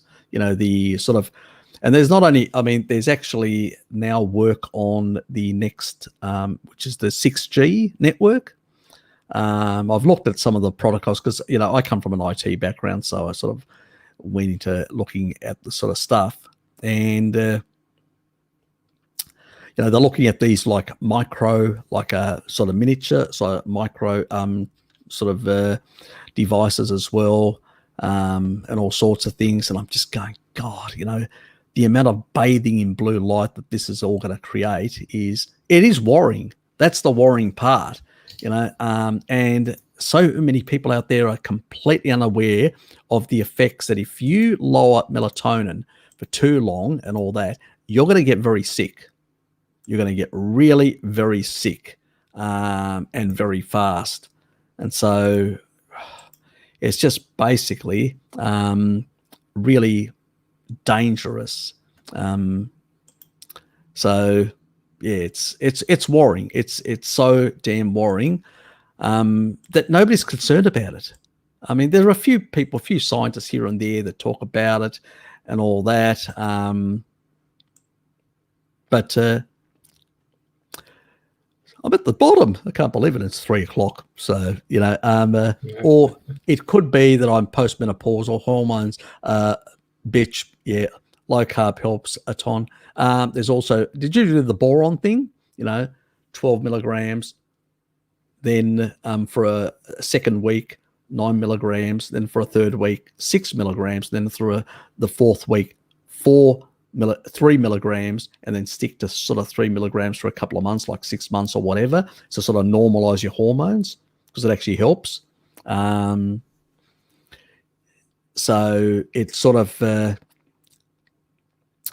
because estradiol sort of changes. You get estrone that actually increases when you become postmenopausal. So there's certain changes. You could actually slightly normalize that to levels where they're closer to what they were premenopausal, and you can actually rise slightly the actual testosterone to healthy levels, because that's what boron does. Actually also regulates that quite well, and then it can actually have an effect on the right level of estrogen that the female requires, and so it can actually slightly normalize that. I've seen a lot of people that have actually seen this normality, but you don't need to take it for long term. Then you go back to a species appropriate diet and just stick there, and you're still getting some boron and stuff like that and all that. I will have to try boron. Yep, yeah. And that's the thing. Just don't stay on 6, even though you may. That's what happened to Christina. She stayed on 6 and said, "I feel great," and kept on going on 6, and then she noticed the effects from the deficiencies that she underlying, and I don't feel that great, and she got off it. She was a bit really annoyed, and I said, and then because I said that shouldn't be happening, because I've looked at the research, and then I went down another rabbit hole, and I realized, that actually found it was a sort of obscure study, but it actually showed that, it can accentuate these sort of deficiencies. And I go, oh, fuck. So I missed that. And so then I can't remember which live stream. It was one of the Eurasian live streams, because she's out of Europe, out of the Netherlands, I believe, Christina. And so I mentioned it to her then, and she was aware of it, that she had something to address in her own health. So yeah, it sort of ended up being quite good. And for men it's also good, especially middle-aged men as well, to normalize and adjust their testosterone and all that, and their estrogen levels and stuff like that. It sort of normalizes that. It helps with that. It also helps with bones. Boron does help with bones as well, so it sort of synergistically works with calcium and another number of other minerals like magnesium as well. So remember, a lot of your magnesium is actually in your bones. It's not in the other tissue. That's where it's supposed to be stored. You've got the protein matrix, and you store all this, mostly calcium, but some other stuff which gives it rigidity. But these other minerals then can be accessed. That's why it's a storage, like fat adipose tissue is a storage of, people only have problems with bone health is when they basically derange themselves. That's when things don't work, and you get bone spurs and all sorts of things that happen. But that's a different thing. That's just eating inappropriately that these things will happen. I missed that one. Up syndrome. How you going? Any health concerns with common bleached table salt? I'd give it a miss. Because most of those, the bleaching can leave some residue behind of certain chemicals. Plus, a lot of these things, then what they do is they put these like caking agents in there and a whole lot of other shit. And that's why I usually give them a miss. Now, there are some products which are sort of like a table type salt with iodine in it. And they actually they use like it's a sea salt, and they combine it through a process. I forget the exact, it's sort of, they don't use any harsh chemicals and stuff like that. They're able to combine the iodine with and increase the iodine content of the sea salt. Now, it's not a perfect solution, but it's probably the least problematic way to go in terms of, especially when you're actually drinking tap water and you're getting a certain level of fluoride, and you sort of have to mitigate that to some extent. But remember, iodine should always be balanced with selenium. So get your bloody eggs and a bit of liver in your diet, because you need the selenium to balance out the iodine. Don't forget that. Or get some fish. A lot of the fish. Remember my video that I did on mercury and about the fish that are high in, and they actually deal with the mercury. They have to worry about it because selenide. But yeah, there are a number of foods. Why not eat a bit of tuna now and then? I love tuna.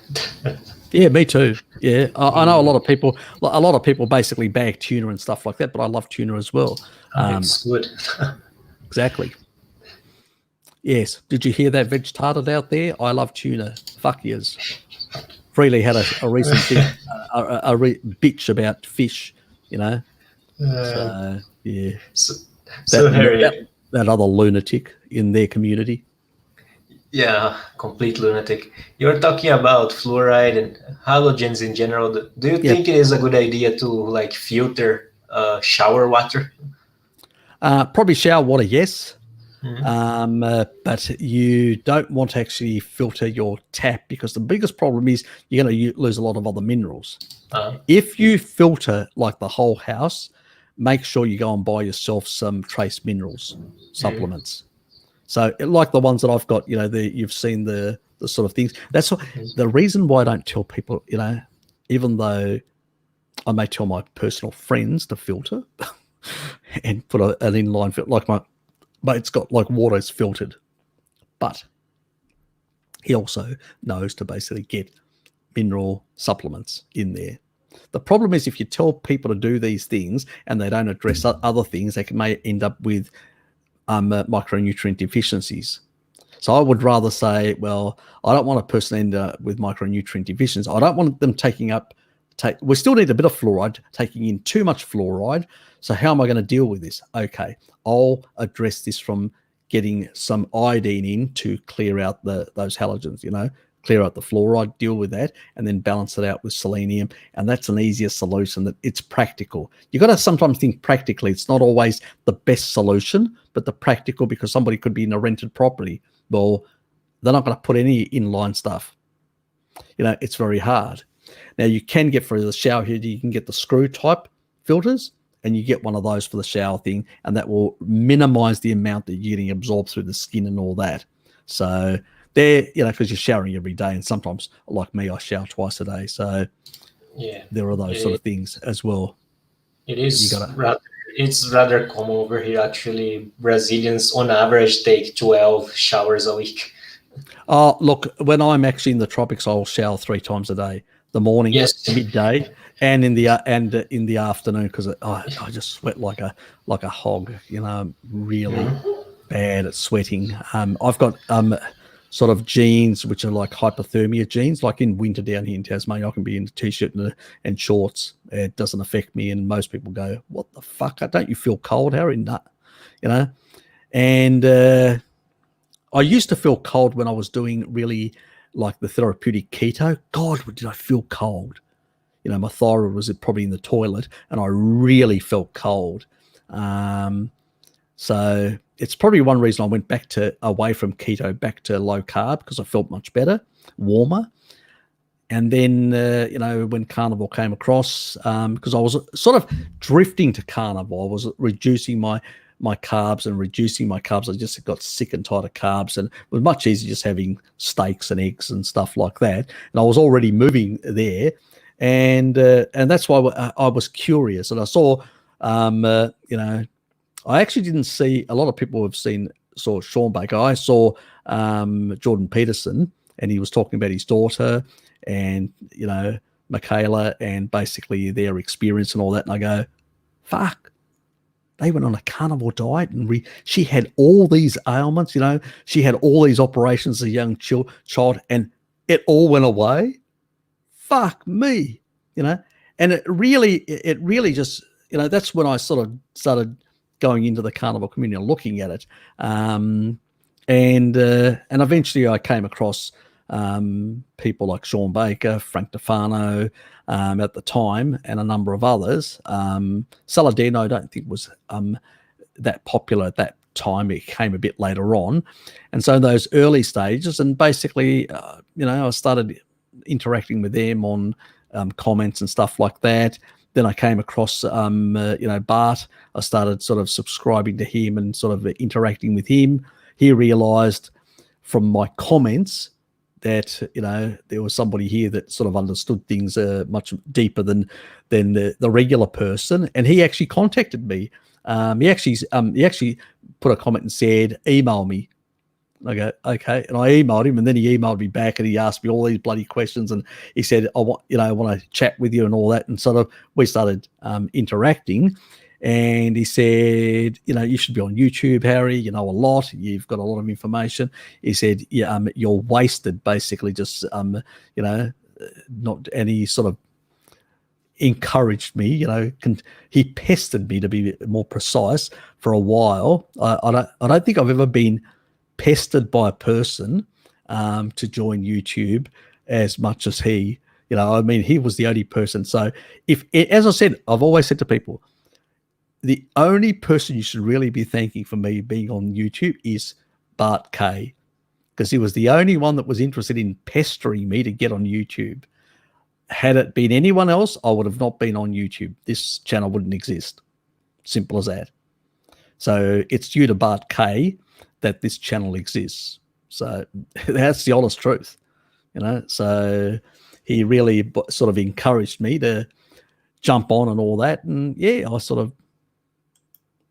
pretty much conventional skip the little bomb I dropped. We agree to disagree about the existence of things as COVID virus and all theory computer modeling to suit an agenda.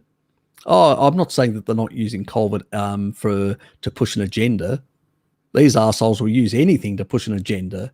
Terrorism they'll use, even though it may happen, they'll still use it to push an agenda and undermine human rights and civil liberties and all sorts of things. That's how they work, these people. They try to use real events to basically then erode rights, because ultimately they don't like, the elite like to control. They don't like us average people having too many rights and being able to tell them off. It's the way they are, So, but it is. It is real. And we've imaged it and everything. So,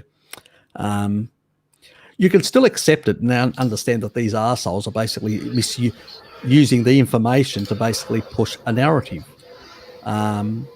So it's just unfortunate.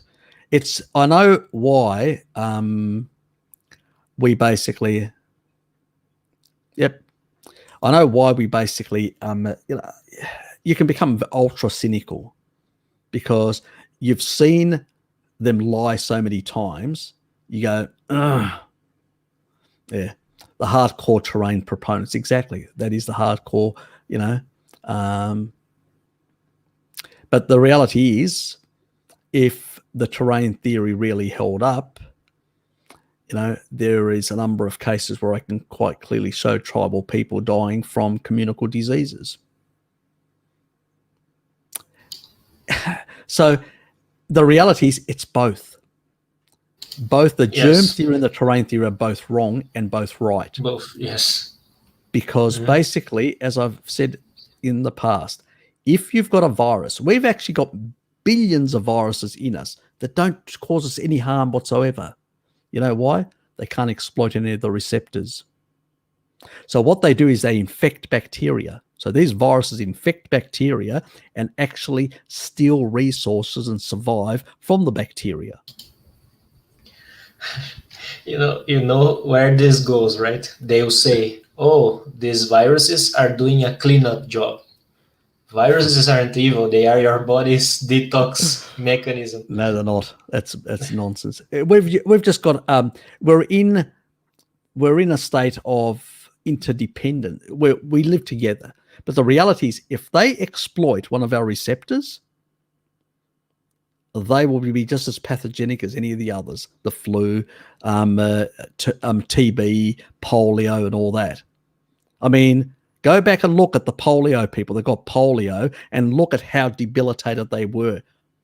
They had to they couldn't even breathe, some of them. They had to be put into a chamber to basically provide them with the ability to breathe. Viruses kill. They are lethal if they can exploit the body through receptors. If they don't, like the ACE2 receptor, if they can't get in, they can't replicate, they can't dominate. So what they do is they go into bacteria and replicate. And if they can't do that, because the bacteria themselves are always in an arms race trying to protect themselves, if they can't get in there, then they just die out. They completely die out. They don't stay in the body. Our macrophage and all that will clear it all out. That's why certain viruses that may exist in an animal, where it can exploit receptors in the animal, can't exploit either the bacteria or the human host. They basically die out. Simple as that. But if they can exploit either one, they can survive in that body for much longer. The problem is in bacteria, they can't really replicate well. They can just survive by feeding off them in many regards as parasites nearly. Where in the human body they can use our sort of method of transcripting enzymes and proteins through mRNA sort of transcription. So they use that mechanism. They hijack the system to basically reproduce themselves in large amounts. And so, I mean, I would challenge you, if you're on a carnivore diet, go and actually get yourself infected with Ebola, see how long you last. If you believe in the terrain theory, you're a true gospel of the terrain theory, put your money where your mouth is. I bet you'd be pissed. Exactly. Yeah, when the chips are down, I see them running like mad, and I go, panic. Yes, I just hit a nerve. And they run like mad. Because I would, if I was actually arguing with these people, I'd say, you inject yourself with Ebola. Precisely. And the thing is, exactly. I still don't have a clear answer for things like your body will produce defensins and natural antimicrobials on your tears and your sebum. And if all these microorganisms, they are perfectly fine and they are helping you, why the hell does your body produce antimicrobials? Exactly. Why? Exactly. If it basically wasn't an issue, why would you have an immune response? Why would you have anything if the terrain was perfect? Mm-hmm. Why are we getting immune responses? It's nonsense. And the healthier you are, you even get a stronger immune response. That contradicts the theory even more. You know what I'm getting at? So yes. This is the problem with people. It's cognitive dissonance. There are two theories out there and they're both wrong. If you basically have a good terrain because you've got good health and all that, you'll be more robust and survive. That doesn't mean that the germ theory isn't right. The difference is that people that believe in the germ theory believe that basically, nearly they're so crazy about using all sorts of wipes and everything, which is just madness. But you can't actually eliminate all viruses. Not all viruses are bad or whatever. And the body can cope if it's basically very healthy. But there are some that it can't. They're just too lethal. Like hemorrhagic type, which is Ebola. And I actually say to people, these people that actually say about the terrain, I say, I challenge you to go to Africa with a YouTube, you videotape yourself basically injecting yourself with Ebola from an Ebola patient. And you tell me and show and demonstrate to me you can survive if it's a terrain theory. They can't. That's when you see them vanish. They run. See, it's really easy to talk bullshit when people don't challenge you. I always challenge people. You come with me, I'm going to fucking come with a sledgehammer. You better make sure you've got defense. And that's why I suspect some people don't like, because they know what they're going to get. I'm unrelenting. People that actually comment, sometimes they get caught out and they go, oh, they say something, and then I will actually argue. And I'll argue the point, and I'll argue and I'll explain. And then I go, no, I actually said, and this, and I actually put the actual location. I said, I'm a bit like this. Can be pedantic. And I say, I said exactly these words. That's what I meant. I did not say this, which you are implying. Because I can actually, I've got that like legalistic type mind where I can really look and pull apart and say, you're talking bullshit. And I can rip people's arguments to pieces like that. And that's what people hate. And that's why they run. Because most people don't really think their arguments through. And when you basically see all the inconsistencies and mistakes, you just go, oh, this guy's just opened up all these holes for me to basically just stick my fist right through. And that's exactly what I do. You've probably noticed me. I'm a bad uncle that nobody likes. The one that the truth teller. It's funny, like that. There's a reason, like we subconsciously will follow the people that we align with, and this type of no bullshit attitude, it's very prevalent in my family, my mother's side of the family. My mother is like this. I was raised like this. I like people that are like this. And then when I started watching your videos and your streams, I was, Harry is exactly like this as well. I love the way he approaches things. Yes. No, they're not out to kill you. No, they're actually just basically out to reproduce and then spread to the next host and the next host and the next host. It's just Darwinian evolution. They don't have a mind. They don't think. They're just out there to reproduce. That's it. They don't care about the host. They can survive and replicate, because that's what rapid replication is like, having parents, grandparents, parents, and children and grandchildren and all that within a few seconds. So it's like us reproducing over many decades. Viruses reproduce rapidly to the next generation, next generation, next generation. So as long as they can get to another host, they can continue doing that reproduction. They don't think. There's no logic, no plan, so to speak. It's just an organism that basically is trying to basically survive through rapid evolution. And that's what they use, rapid evolution, to basically be able to jump from one host to another and keep it going and existing. So, stop thinking them in terms of humans or human spans or whatever, because you're getting confused. That's how a lot of people get confused about this, because it's like the metabolic rate of rats. A rat has such a high metabolic rate, it dies out in 2 years. So you can't basically then argue that, it's wrong comparisons. So they will evolve much faster. Why? Because basically they're producing within 2 years the next generation, or it takes 33 years for a human generation. Within rats, it's 1 year. So as you can see, it's a 33-fold increase, let alone viruses, which are evolving even faster than that in seconds. So don't confuse these sort of things. And this is how this terrain stuff happened and all that, because that's the sort of thinking that people have. They don't view it. They view it as just a virus. They're not viewing it in Darwinian ways, that this is an evolving organism that keeps evolving and changing and adapting and moving and all that. And so when you don't do that, you sort of, you see some like in a static form, not a dynamic form of evolutionary change and adaptation from one organism to another. So that's why we end up with pseudo-type approaches, the way we view things about that. And it's very easy to be susceptible then to basically that sort of pseudo crap that a lot of people can then sort of push on people. So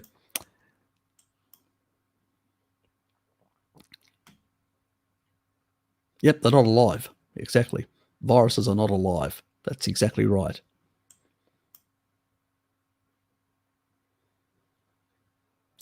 Oh, yeah. Oh, there's plenty of people that believe all sorts of crazy things. Believe me, Nick. Tooth fairy, if you're young enough. A lot of people believe in all sorts of nonsensical stuff. But the thing is, we need to be quite clear and empiricists and scientifically minded of how these things work. And when we are, we basically end up with, oh yeah, I knew Flappers.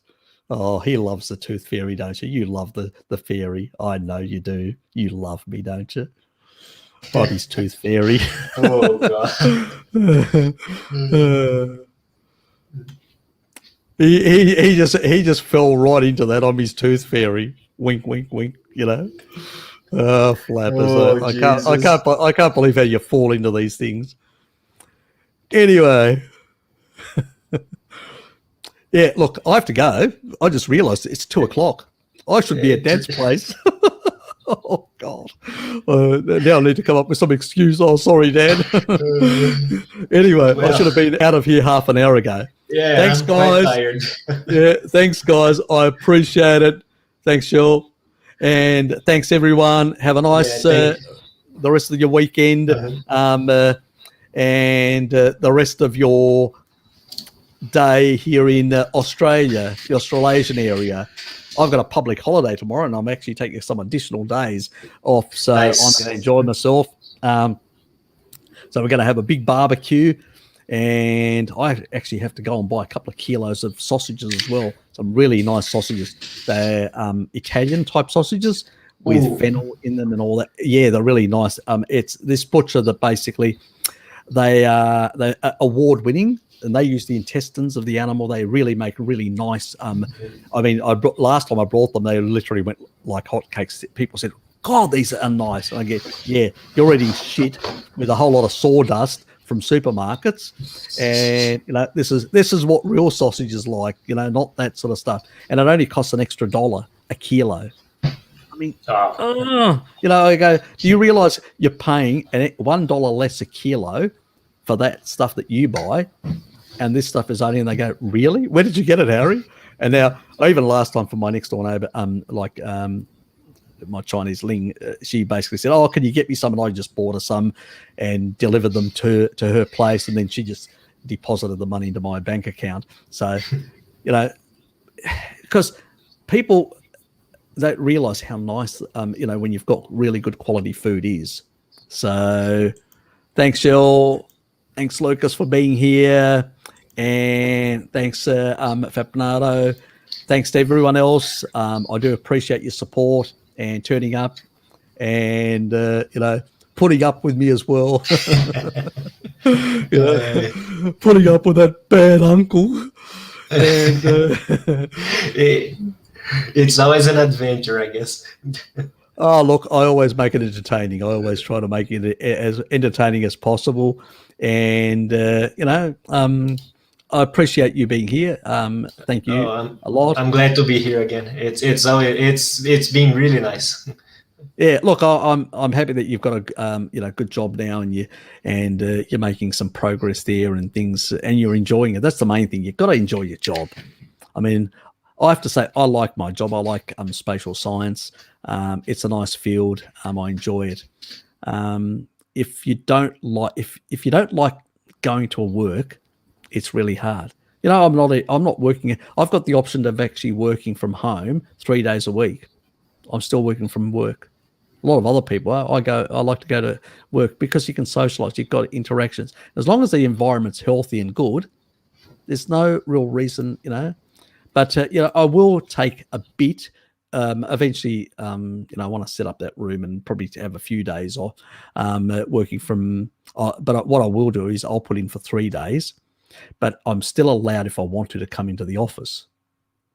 So I just want to have the agreement to giving me 3 days, but then the option, because there's the option that you can come in, you don't have to stay at at home for those days, or how many days. It's up to you, which is really nice, but you have to put the days down, because if you don't, they say, well, you haven't signed up for this day, which is a bit, you know what I mean. It's just the way it works. So you've got to comply with people and culture, which is our HR, people and culture. You can see. I mean, you remember the old sort of Nazi organizations had that people and the culture. We will tell you exactly the culture you will follow, and you will be the master race. This sort of nonsense. Well, this is how they call themselves, people and culture. They don't even call themselves human resources, something like that. Yes, exactly. And that's my sort of reply anyway to all that shit. Yes, yeah. I've still got a couple of their courses I have to fucking do, which are compulsory. They're all the woke type things. Yeah, it's sort of woke courses that you have to do in a corporate environment. That's the only annoying thing to keep them happy. Yes. What can one do? But I have learned to basically speak in woke when I'm at the office, speaking to these sort of people. And my friends in the office that know me, they go, "Fucking hell, Harry, how do you bloody do it?" I go, "It's easy. You listen to what they say, and you basically repeat the same stuff, and they think that you're responding in a positive way to them, and they smile, and you smile back, and then they leave you alone to enjoy your life in the office." Perfect. You don't argue with these people. These are just ideologues. They're brainwashed. Basically you just, I mean, I know most of them, actually. I've even actually gone out and had drinks with some of them. Yes, exactly. And they think I'm, even some of the gay ones, they think, what a nice guy Harry is. They only fucking knew.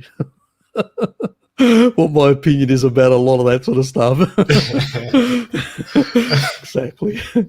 Look, corporate environment, you got to survive it by sometimes a bit of bullshit when it comes to these sort of things. As long as you're true with your friends and family and all that, that's the main thing. But in a corporate environment, you sort of have to comply with idiotic things. Well, as I said, for the next 6 years, and then I can retire.